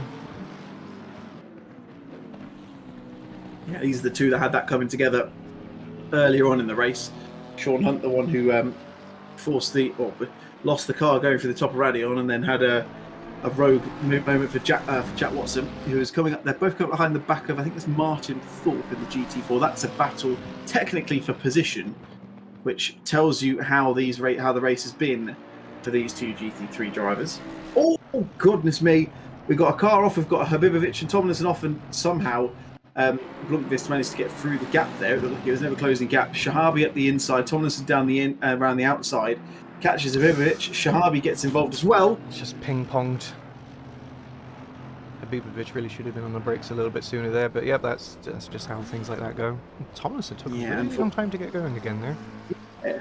I mean, to be fair, there is quite a big amount of... there's quite a few people who he's probably waiting. I mean, Blomqvist was the first one to go through. In fact, Shahabi was, and Shahabi's just coming up to the bus stop now. He's car 8, if I'm not mistaken. So, yeah, weirdly, it took him quite a long time to get around that. At the moment, Jeroen Jongen leads the way with just over half an hour left, going towards the final third. But he hasn't pitted yet. Neither has Alex Shahabi, who's in second. Here's Jack Watson going past Habibovic. I mean, he's lapping him anyway. It doesn't really matter. He's going past him or not. Here comes Matt Holman out of the pits. Just saw 3 change of positions, but no pit line, and I just saw Nolly Knowles get past him. Like, oh. Of course, yeah, because it takes them. They come out of the pits a lot earlier than they are back on track, don't they? Obviously, you got that weird exit here at Spa. I mean, there's loads of weird exits on all the tracks at ACC. I feel the worst one being Misano, in my opinion. Misano's a little bit awkward, but at least it comes off the line, whereas Paul Ricard, it spits you right onto the racing line at full speed. Yeah, I think for me, yeah, you're absolutely right. Like, I don't mind. Like, it's not the rejoin that I don't like. It's like the length of the exits. It's like Spa, really. If you like 30 car grid like we've got here, or 35, 36, how many we've got, it's not too bad because you're going to be worst case scenario. You're going to be kind of sort of towards the top end of the drop down towards Eau Rouge. When you're at somewhere like Indy or Misano or something like that, where you just have to wait so long to get out of the pit lane, that drives me mad. Yes, Indies is very not fun at times. But Spa is one of my least favourite pit exits just because of how bumpy and horrible the track is there. Yeah, it's so easy to lose control of the car. The amount of times I have to feather the throttle coming out of the pits. Yeah, 100%. I could probably count on one hand how many times I've actually done it flat and not crashed. For me, 0. I was going to say, I'm pretty sure I might even be lying and saying I've done it once. It might not even be possible to do it flat. Here's me, I've not driven this track in so long. I don't remember, but I wouldn't be surprised if someone came out into the chat and said it's not flat, you can't do it. I'd have been, yeah, fair enough, that makes sense. I think it could be possible with the right car and enough bravery. I think, yeah, the right car is definitely the important thing. Everyone in a sim's got enough bravery. I could try 100 times over. With the right amount of bravery, it's just having the skill and the car to do it, I feel. Oh yeah, but if I'm coming out of the pits, I'm not brave enough to try it flat out.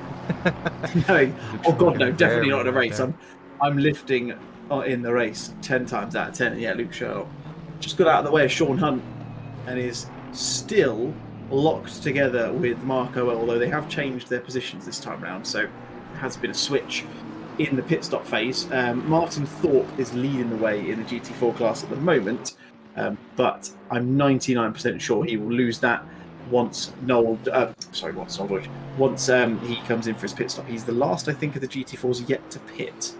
And in terms of GT3s, we've got 4. Oh, as I say that, he does pit 3 cars. Sorry, in the GT3 yet to pit. Jeroen Jongen, who's our race leader, net P2. We've got Sean Hunt, who's the McLaren we saw a couple of weeks ago, battling Jack Watson, and Noel Doige, still yet to set a pit stop. So still 25 minutes to the pit window. Though, actually, Coupland's not too far off the back of Ben. Depending on how Jongen does, he might end up in 3rd or slot himself in the middle. There's not much of a gap to slot yourself in there. Yeah, because he was in 2nd before, wasn't he? Of course, it was Ben P 1st, Jongen 2nd, and Coupland 3rd. So you'd argue again. Obviously, I can't see the pit stopped times, but if Coupland has changed tyres, you'd assume at this point Jongen won't, because what's the point in putting a new set on at this stage? You'd rather just probably split it half and half and save a bit of time. It could be that if Jongen doesn't serve tyres, he will come out very close to Ben P, if not potentially ahead. But of course, we'll have that struggle of potentially being on some very warm rubber by the end of the race. So still a little bit to look out for in that top 3. Still a lot to unpack over the next half an hour or so. I can say that they all did take the same time and stop. Ben P, Ashley Coupland and Shahabi all 32 seconds exactly. So all changed tyres then, we can definitely confirm that. Unless they also happen to have 7 seconds of damage.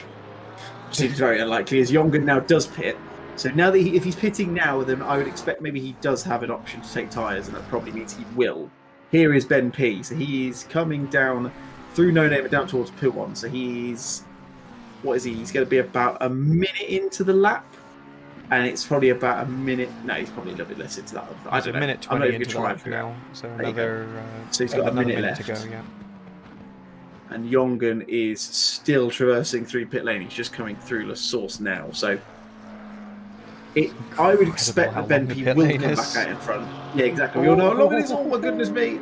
Oh, that was close. I thought Ollie Knowles was going to go into the wall again then for a second time in quick succession. Coming across the front of Matt Holman. Doesn't happen though, fortunately.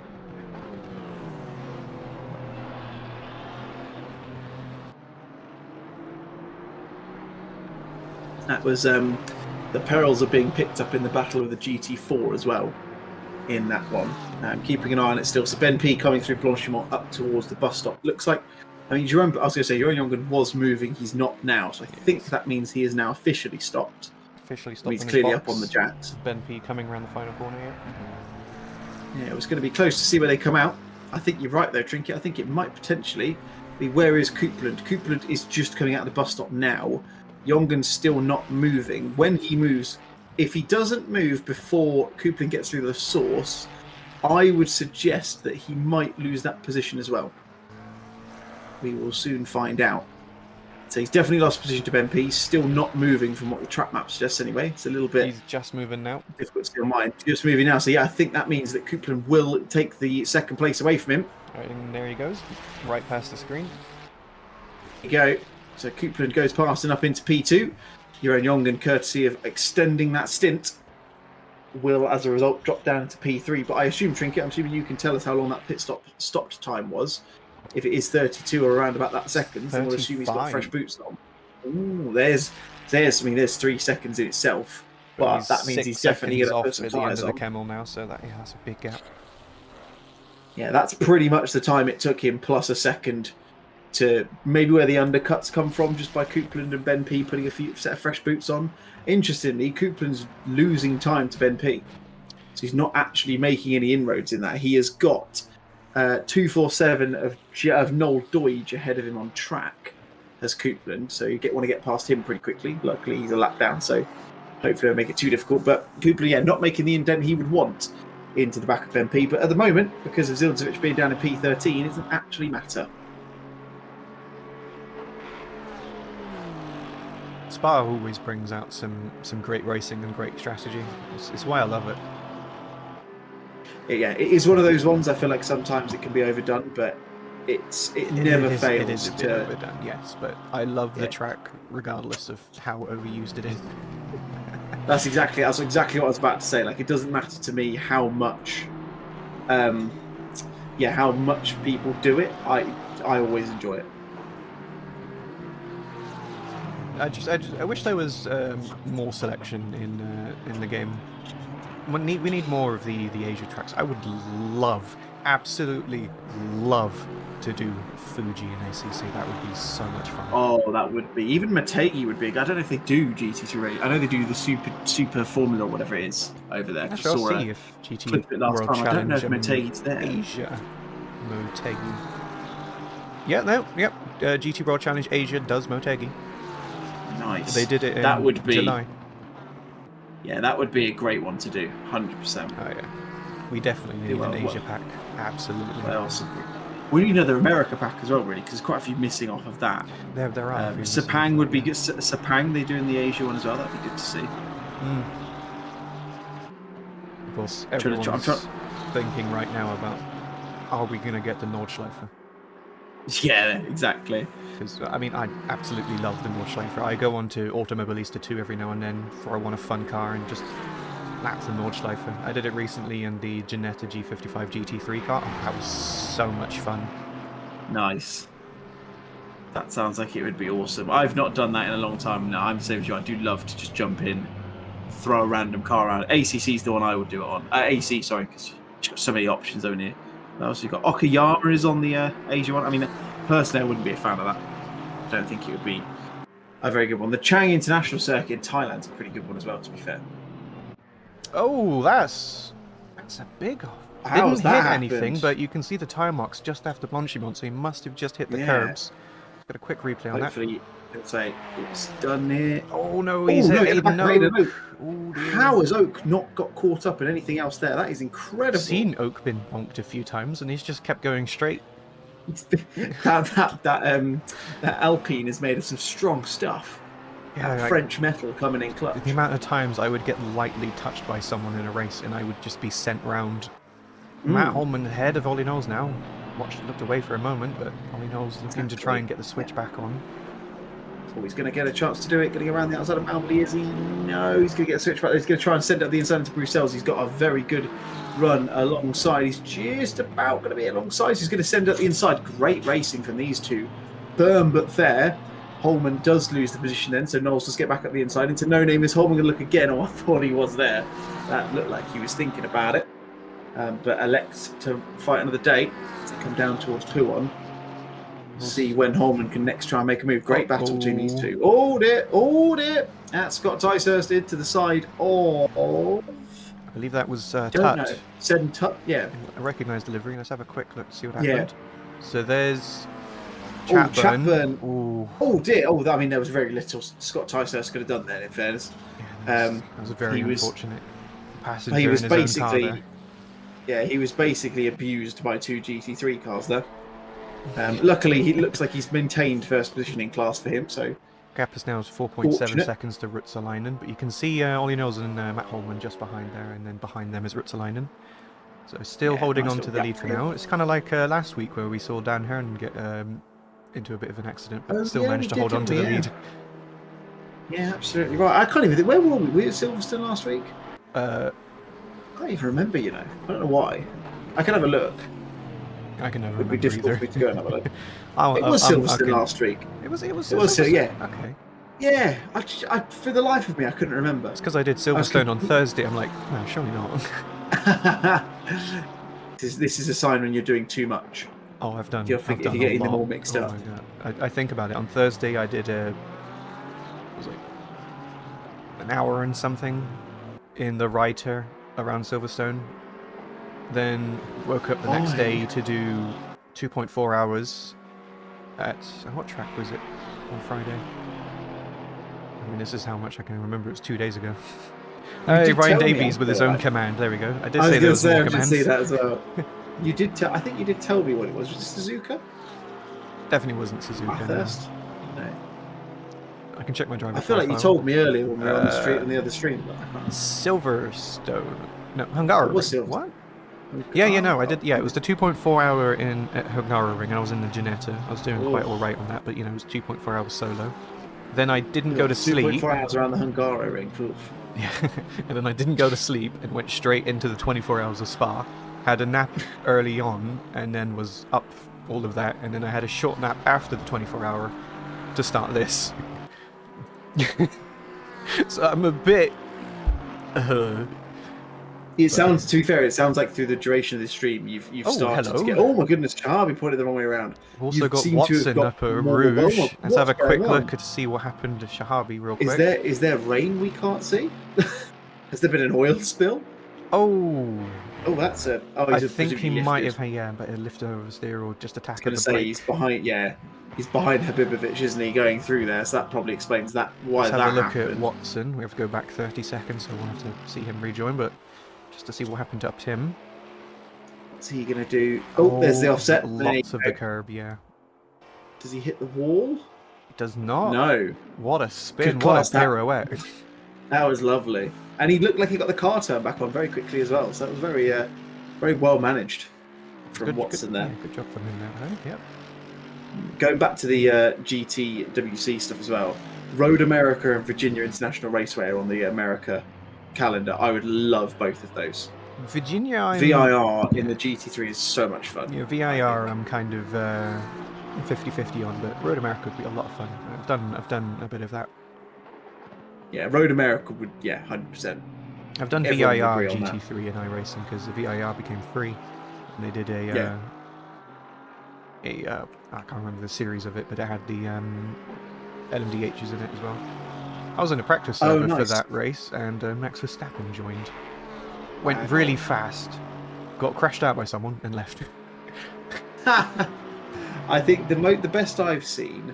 I've been in a server a few times with Jimmy Broadbent on iRacing, so that's a nice little claim from a I can't really say a non-professional point of view because he obviously does race. Well, at least he did last season anyway. I don't think he is this year. Professional-wise, I was in a server with the BTCC driver Dan Camish a few months back, and he was incredibly quick, as you can imagine. Because I'm not too it's like up to date or involved in the world of like good sim racing and such like that. So I always wonder whether I've ever been in a race with someone who's actually a proper professional and just not known it. Just been, wow, that guy's fast. My absolute best one was Jensen Button raced with him in ACC. I vaguely know of someone else who was also in a race with Jensen Button in an ACC race, and they took him out, I think.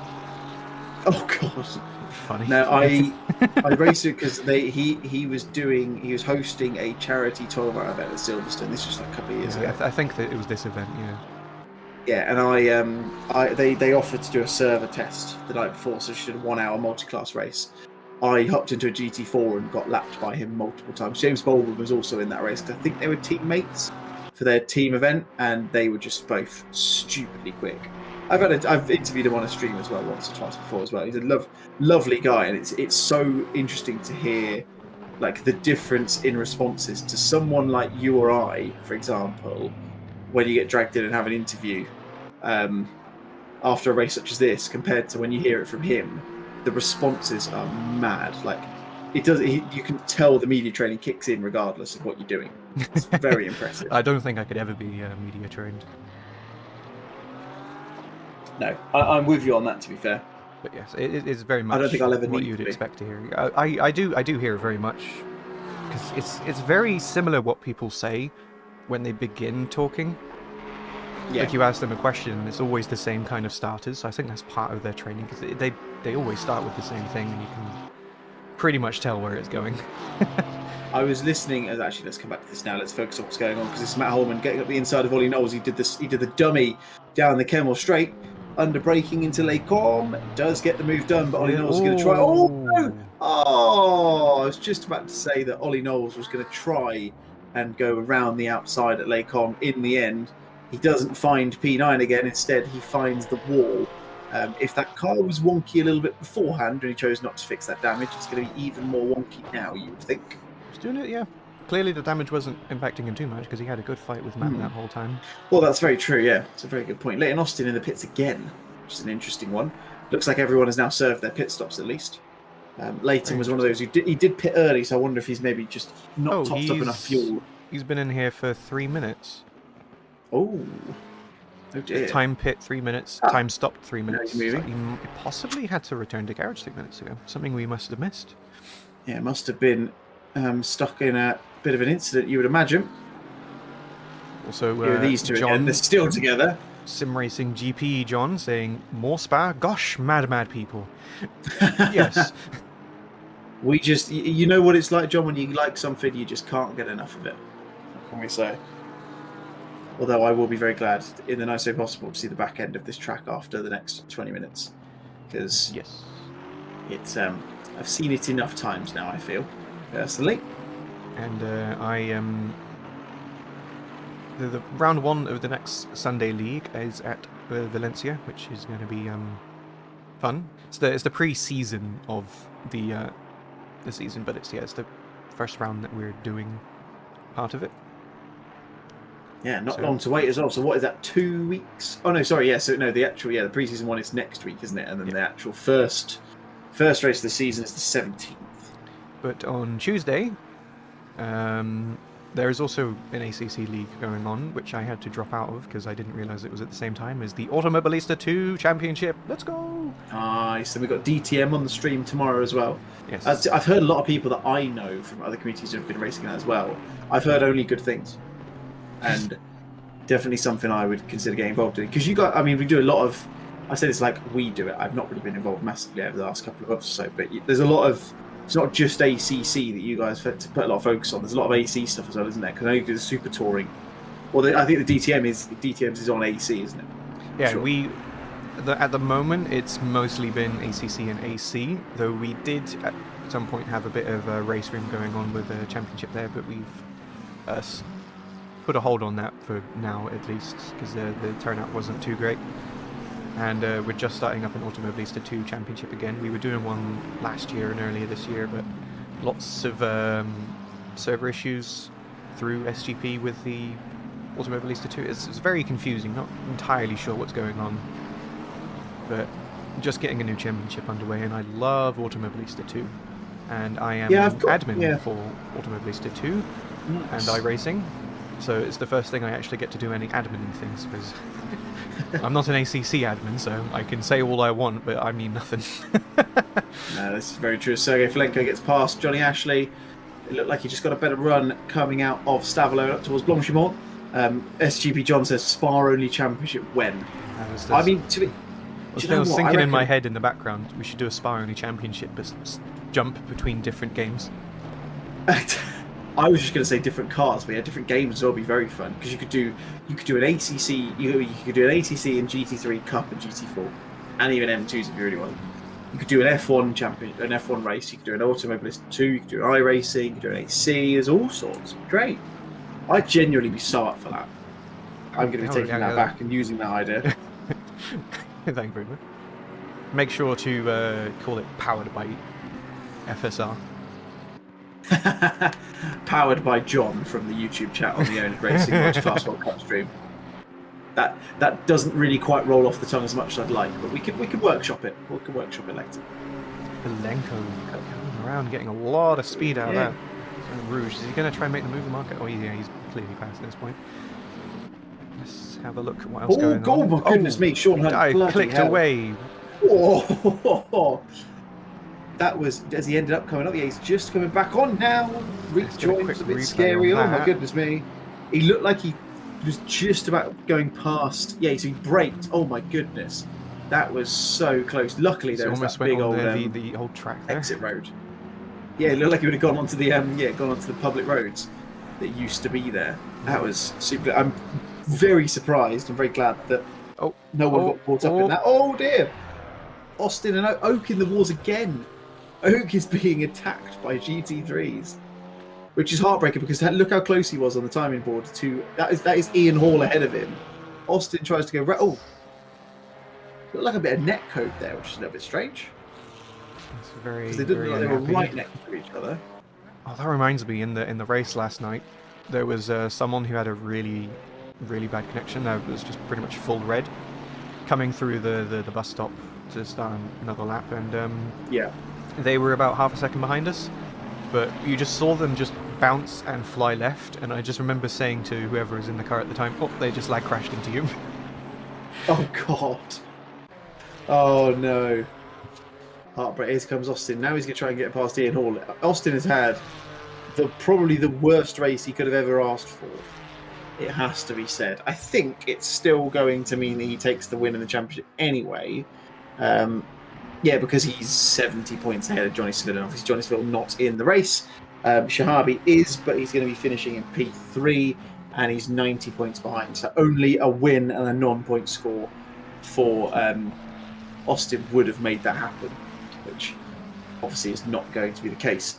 I have just noticed, we've completely missed this one, Trinket, but understandably, given there's been so much other action on, change for P2. Coupland has lost P2 to Euron Jongen.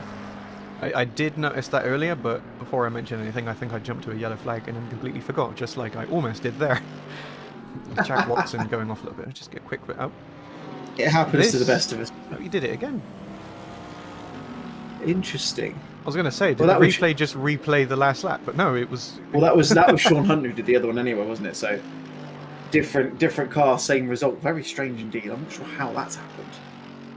It just looks like, probably just gone too deep into the corner and elected to take the escape road. A lot of people are taking late pit stops. These are the guys who I think pitted quite early, if I'm not mistaken. So I wonder if they've just, because obviously being an hour and 30 minutes, if you pitted right at the start of the pit window, you'd have to do some serious fuel saving if you were to get to the end without pitting again. So I wonder if that's why they're having to serve another pit stop potentially. Here's Dan Tomlinson. Could also be some mistakes done with setups and such. Exactly. Not setups. Here comes Tomlinson. Yep. On the back end of Van Oostelen, he's got a good run. Ferrari versus McLaren gets shaped to the outside. Are they going to get the move done as they go up into the braking zone? Going to have to go round the outside of the Ferrari 296. He goes almost too wide. So we see a drive-through penalty for car 42. That's one of the GT4s, I believe. It's Aidan Oak. Not only is he being abused by GT3s, he's getting a drive-through for his troubles as well. I would love a penny for his thoughts come the end of this race. I'm sure he would have some rather choice words to say, given what's happened to him. Van Oostelen did manage to hold on to that position. It looked like Tomlinson went quite wide going into Les Combes, so I'm not surprised that he didn't manage to get the move done in the end, in fairness. So still some work to be done if Tomlinson wants to try and get back up. Tomlinson's had a really good recovery drive, I think it has to be said, because he was right down at the back end of the grid earlier on in this one, and he's now much further back up than he was before. Interestingly, it shows that he's Van Oostelen. Oh no, sorry, that's just when the sector times happened. Sorry, I'm forgetting that the sector times at Spa are relatively enormous. So I'm seeing Van Oostelen showing us 12th on the timing tower, but he's clearly not in 12th. He's clearly in 11th, and there we go. Finally, if the Nordschleife ever ends up in this game, oh boy, it's going to have more sectors. It has to.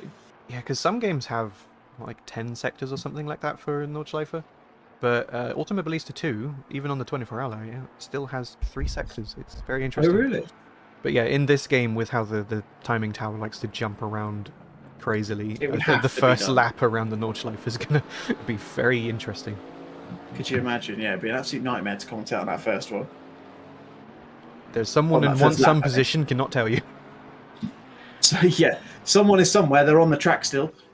They're still running it. That's someone who's not on the track. Oh no, Aidan Oak again. This is after his drive-through. Yep, so he's come out of the pits. Comes out of the pit lane. Has he gone balls to the wall, full beans? Yeah, he hit the absolute maximum effort. Oh yeah, he has. Hit the orange bits on the outside and didn't manage to slow down before the wall. That's not great. And we're watching Johnny Ashley, which can only mean one thing. I was gonna say he's just moved off, and so we know what's happened there. Oh, that's a shame. Understandable. Was Johnny Ashley? Oh, and it gets out of the way of Matt Holman's a lap ahead. I was about to say, making that move very easy indeed, but there's a reason why. These two still fighting them. Pretty much the closest fight on track at the moment. Got Habibovic in front of them now, so going to close even closer together now. Oh. That's the one thing I hate, is being a GT4 and you've got people battling this closely behind you, because you just worry that at any point you're going to get absolutely sent on you. And it nearly happened there, but luckily it didn't, because Habibovic, was he the one? No, it was Ian. It was Ticehurst who got caught up in that kind of gaggle of GT3s earlier between Shahabi and I think it was Tut in the end, if I'm not mistaken. So no repeat for that. Thomas is currently in 7th, so he's doing a good recovery for him as well. Yeah, not quite what I think we were expecting he might have done, but of course he's been involved in a couple of instances as well, hasn't he? As Jack Watson pits for the second time once more. Maybe a little bit of an issue with the setup. No need for him to worry about serving in the pit window, which has got 40 seconds pretty much left to run. That will stop in a minute. But everyone has, as far as I can see, pitted, so there's no penalty. It's going to be dithered out for that one, luckily for them. I mean, you wouldn't, unless you're in a GT4, you wouldn't have got this far without pitting anyway. So it's one of those. The 720 SE Evo has like 70 minutes of fuel in it, because the 70-minute stint timer, we pretty much had exactly enough fuel to either make it on the lap or have like 0.2 litres, just too little, depending on how much of a heavy foot you had. So that was always very interesting. I was very surprised at how many penalties were popping up for everything. There was track all limits, sorts. speeding in pit lane, and most importantly, there was a whole bunch of ignoring stint timer ones. Oh, was there? There was loads of those. Didn't see any of those. Loads. Didn't see. I think every lap we did, there was a new penalty that would pop up. Oh wow! Something. It was crazy. It was non-stop penalties. Oh, I didn't see any of them on the streams. It must have not showed them for some reason, which is a bit strange. Well, you might have had them turned off because you had the one that pops up that someone puts down manually. Oh, that's very true. That's a good point. Yeah, we had the. To be fair, the drive-throughs and the Stock Gear 30 still appeared, but the timed one did, and that was it. Didn't see anything else. No. Very odd. To be fair, that server was doing some rather strange things. I'm quite glad to see the back of it, given the struggles that we had, given the DDoS attack, because someone thought it'd be clever to do that in a charity event of all places, which is it's a stupid thing to say the least. I can't really say exactly what I'd like to say, but yeah, it's definitely not welcome. no, it's rather cretinous. That's probably the best way to put it. Oh, as we see Tomlinson being... Oh, no, sorry. I was about to say he's being overtaken by a GT4. He's actually getting past him. It just because the cutback, it looked like he had lost the position. Leighton Austin in the pit lane again. I'm not sure what's happening. I expect we won't see him make the finish. I expect if you were to go onto his car, I expect we'd be reverted back to Mr. Ashley in a few moments' time.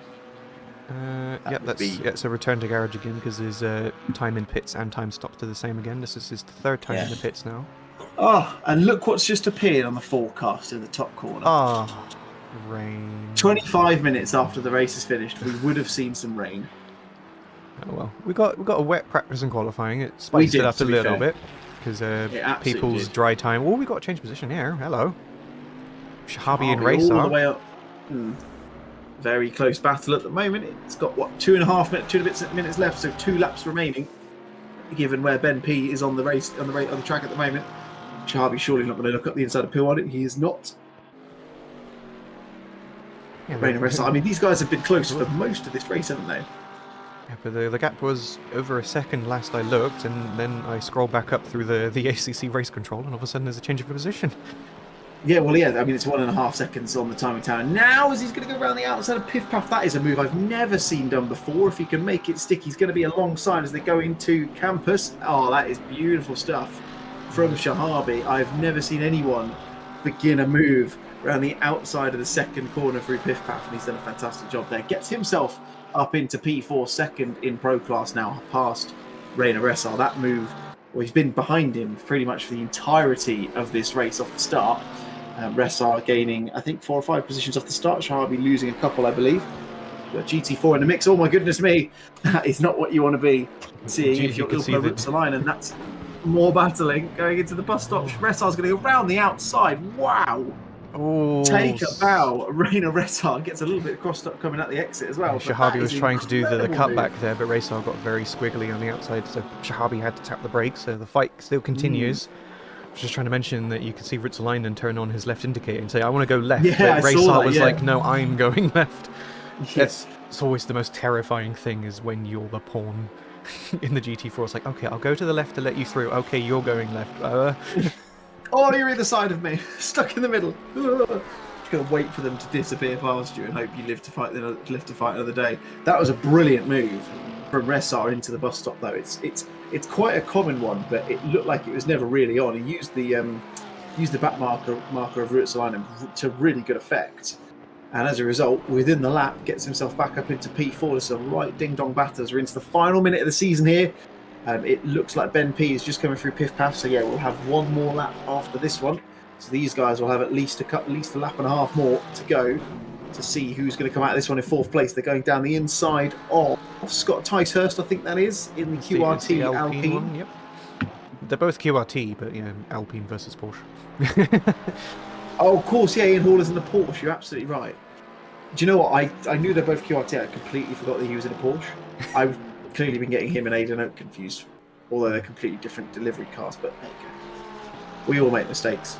Looks like Van Oostenen has lost position to Tomlinson. I can see that change on the timing tower. Johnny Ashley pits on the final lap of the race.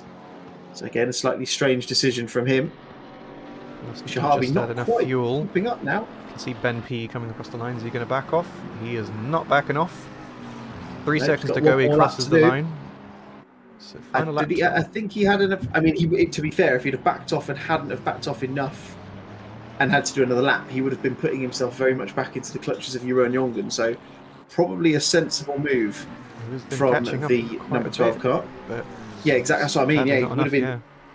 Yeah, it would have been close one. Oh, we've got an incident. Jack Watson and Badim Herbibovic into the bus stop. What's happened here? It looks like Herbibovic. Yeah, it looks like Herbibovic missed his braking point. Presumably distracted a bit by Watson coming past, maybe. Could be a lot of things. It's the Camaro. The Camaro does what Camaro does. Yeah, the American car infamously can't brake or go around corners. I have noticed as well. I'm going to ruin everyone's evening now by saying this. Young in yellow flag. Oh no! What's going to happen? Where's Coupland? Where's that Sildzevich? It's not Coupland. Where's Coupland on the track? Here he is coming through Lake On. He's going to be just a bit too far back. You would imagine. Just get a quick replay on that now. A few seconds back. Just a little bit too late. I'm guessing he just lost it under braking. I guess seems to be the best guess. I've done that a few times in Lickums. The amount of times I've lost the car in Lickums at the 24. Must have just gone a bit deep and just lost the back end and kept going. Don't know if there was any contact between him and Luke Sherlock in that AMG. It didn't look like it, but Ashley Cooper's not too far behind, but it looks like he's going to hold on to that position. Yeah, he's just got enough of a breathing room back to him, hasn't he? You see, this is the battle between Van Oostenen and Dan Tomlinson, sorry. They've got one more lap after this one because they're still ahead of Ben P, who's going to be coming across. Look at them side by side, coming up the back straight, coming up towards Blanchimont. He's going to be Robert Van Oostenen. He's going to try and look around the outside. It's going to be a very daring move if he can make it. All-out attack. It's going to go very wide. I mean, that is surely going to be a track limit warning. If not a drive, and Shahabi are close together once again as they trade positions once more. Drive through for track limits. Right on the last lap. There is a what's that gap? It's a 10-second gap between Neek and Tut. Oh, Tut, yellow. Oh, that's a big one. Oh, no. And that's going to give Matt Holman, Aidan Chapman, at least that position there. He goes, going past there. Matt Holman is presumably going to make that position done as well. Yep.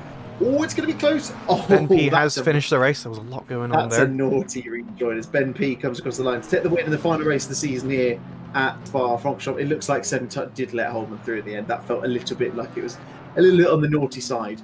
That rejoin, I felt, as Jeroen Jongen comes through in second place as Coupland rounds out the podium, and this is what happened. Seven Tut lost it going into Lecom, tried to correct it, ended up in the tyre wall instead.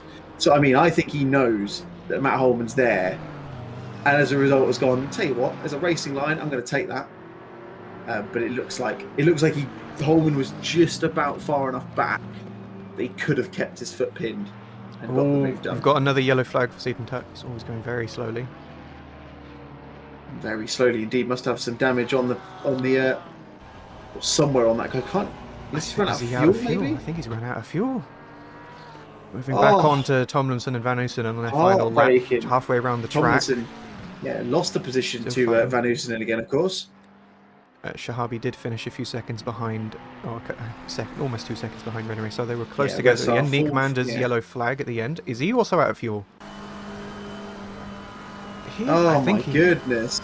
He's definitely out of fuel. He's definitely very low on fuel, but I think he's just trying to baby it around the last few corners. Aidan Chapman. Is he running out of fuel as well? Or is he? No, he's not finished. So he's still going back. Yeah. Oh my goodness. They're all running out of fuel. There's three of them. There's 3 yellow flags. We've also got Limblom. Oh my! What's going on? Oh no! I wonder if they all expected. I mean, it's Yeah, hard to I expect, think his isn't it? engine's But- completely out.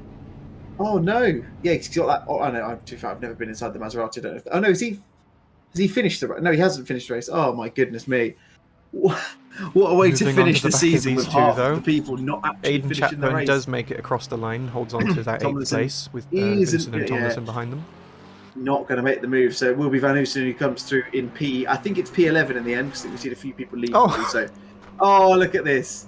This is exactly what you want to see. Who is that pushing him? Is that Felenko pushing him, or is it Ben That's P? Ben P. He's the leader. Oh, what a moment! What a moment! This is exactly how you want to finish the season, with a little bit of a push So to get a. I don't think it's over gonna. I don't think it's gonna be enough though. I think the session's gonna finish. Oh, of course, yeah. The section's going to tick over, isn't it? Ralph Vess crossing the line. So it's just the two cars out on track, Saden Tutt and Daniel Lindblom, just merely crawling around. I can just hear it in Dan's chat at the moment. He's going to be there like, wait for me! Don't leave me behind! Oh, what a shame. What a shame. Oh, there's Lindblom off. Has he found some fuel? Has he siphoned it on the side of the track? He's just there we go. Oh, yeah, ran out of fuel. Nick Manders as one of them. Top 5 for Ralph Vestier. Great finish for you there, sir. Brilliant work. I think Lindblom turned his engine off as he was going down that downhill section. Oh yeah, and you have to stop the car fully for the for it to come back through as well, don't you? Otherwise, it won't. The car won't actually start again, if I'm not mistaken. Oh dearie me! What a way to finish the season, though. I mean, that was a brilliant race. So yeah, it's the first time I've seen that many people run out of fuel in the last lap. Yeah, I mean, crazy is that? There they go, there as well. How many did we have that ran out of fuel in the end? That was incredible. I think it was 4, maybe even 5. That was insane. Yeah, like I said, I'm with you. I've never seen that many people run out of fuel at the end of a race like that. That is, yeah, something new for me. Looks like Lindblom is going to make it to the line, but of course the session's already over. Yeah, it won't make a difference, I don't think. No, apparently, according to the session, it says he's finished in P16 because everyone else has left the server. So he's going to be one of the few people that will not get. Well, I don't know how the qualification works. He's going to do a nice little donut for us end. Just obviously he knows we're watching. Just watch Saden. Oh, he's going to make it to the line. There we go. Yes, there you go. I have only at this point noticed there is a hooligan sticker on the front of that McLaren. Something I'd never seen before. Nick Manders ends up getting qualified down and finishes down in 11th in the end. You can see there, courtesy of that drive-through not being served. Shows you that they apply the time based on the time it takes to go through pit lane, which is unfortunate for him. Lindblom in chat saying he ran out of fuel twice. Yeah, unsurprisingly. There you go then, folks. That is the oNiD Multiclass World Championship in the books. What a way, Trinket, to finish off. I mean, that race was brilliant. So much fun. That's what you get when you get adverse weather conditions in qualifying. That's all I can really say. That was absolutely fantastic. It felt to me like the perfect way to round off the season. We had incidents all the way through. We had loads of action. Fantastic to watch all the way through, in my opinion. And we had a different winner to finish things off as well. Ben P taking a first win of the season. It's a fantastic result for him as well. Yeah, it was far from Champs. Nothing to sneeze at getting a victory at there. Be very happy with that. But yeah, it's been a lot of things happening this race. We've seen a lot this season, but I mean, I don't even know if I could say that this was more chaotic than any of the other races because I was going to say, yeah, have been chaotic. This has been a wild season. Yes, we can talk about Watkins then. We can talk about that, the red flag right at the start of the season. Tipped things off on the right foot. Then we had, what do we have? Second race of the season. That's the first one I did. Where were we? Second race of the season. I think it was second race of the season, if I'm not mistaken. Drive through galore. It's quite a lot going on. Yeah, drive throughs galore. Yeah, Kota. We had the third round at Suzuka, of course. There was loads of incidents there. Monza was a great one. I remember there was a lot of stuff. We actually had a clean T1, T2, if I remember correctly, which is always an interesting one, especially when it comes to Monza. Can't speak for rounds 5 and 6 at Paul Ricard in Indy because I wasn't there. But Silverstone was great last week, and then this one, yeah, it felt like the right way to round things off. Yeah, Paul Ricard and Indy were pretty packed with stuff going on. Lots of fights going on all the way to the end. It always seems that in this championship we've just had fights going to the very last minute. Quietens down and then boom, everyone's close to each other all of a sudden. No, it was. Oh, excuse me. It's been a long weekend. It's been a very, very good season. That much is for sure. But sadly, all good things do have to come to an end. In terms of what comes up over the next couple of weeks, we'll be back tomorrow. Well, I won't be, but I'm sure you probably are. Trinket, you seem to be everywhere at the moment. Although no one would forgive you for having a night off. There is the DTM Championship I am tomorrow not doing night. the AC Monday stuff. I guess you get a nice, rare, a well-deserved night off. So yeah, the DTM Championship will be on tomorrow night. Next Sunday will be the curtain opener, or what's the practice, I suppose, pre-season event for the new championship that's coming out on the Sundays, which is the Team Endurance Championship. The first official round will be at Barcelona in a couple of weeks' time. So make sure you stick around. And on behalf of myself, David Russell, and Trinket Tass, who's done a fantastic job tonight and this season, bringing you all of the action with all of the perfect camera shots that we come to learn to expect from you, Trinket. Thank you very much to everyone who's watching, and we'll see you again very soon. Take care. Goodbye. Bye-bye.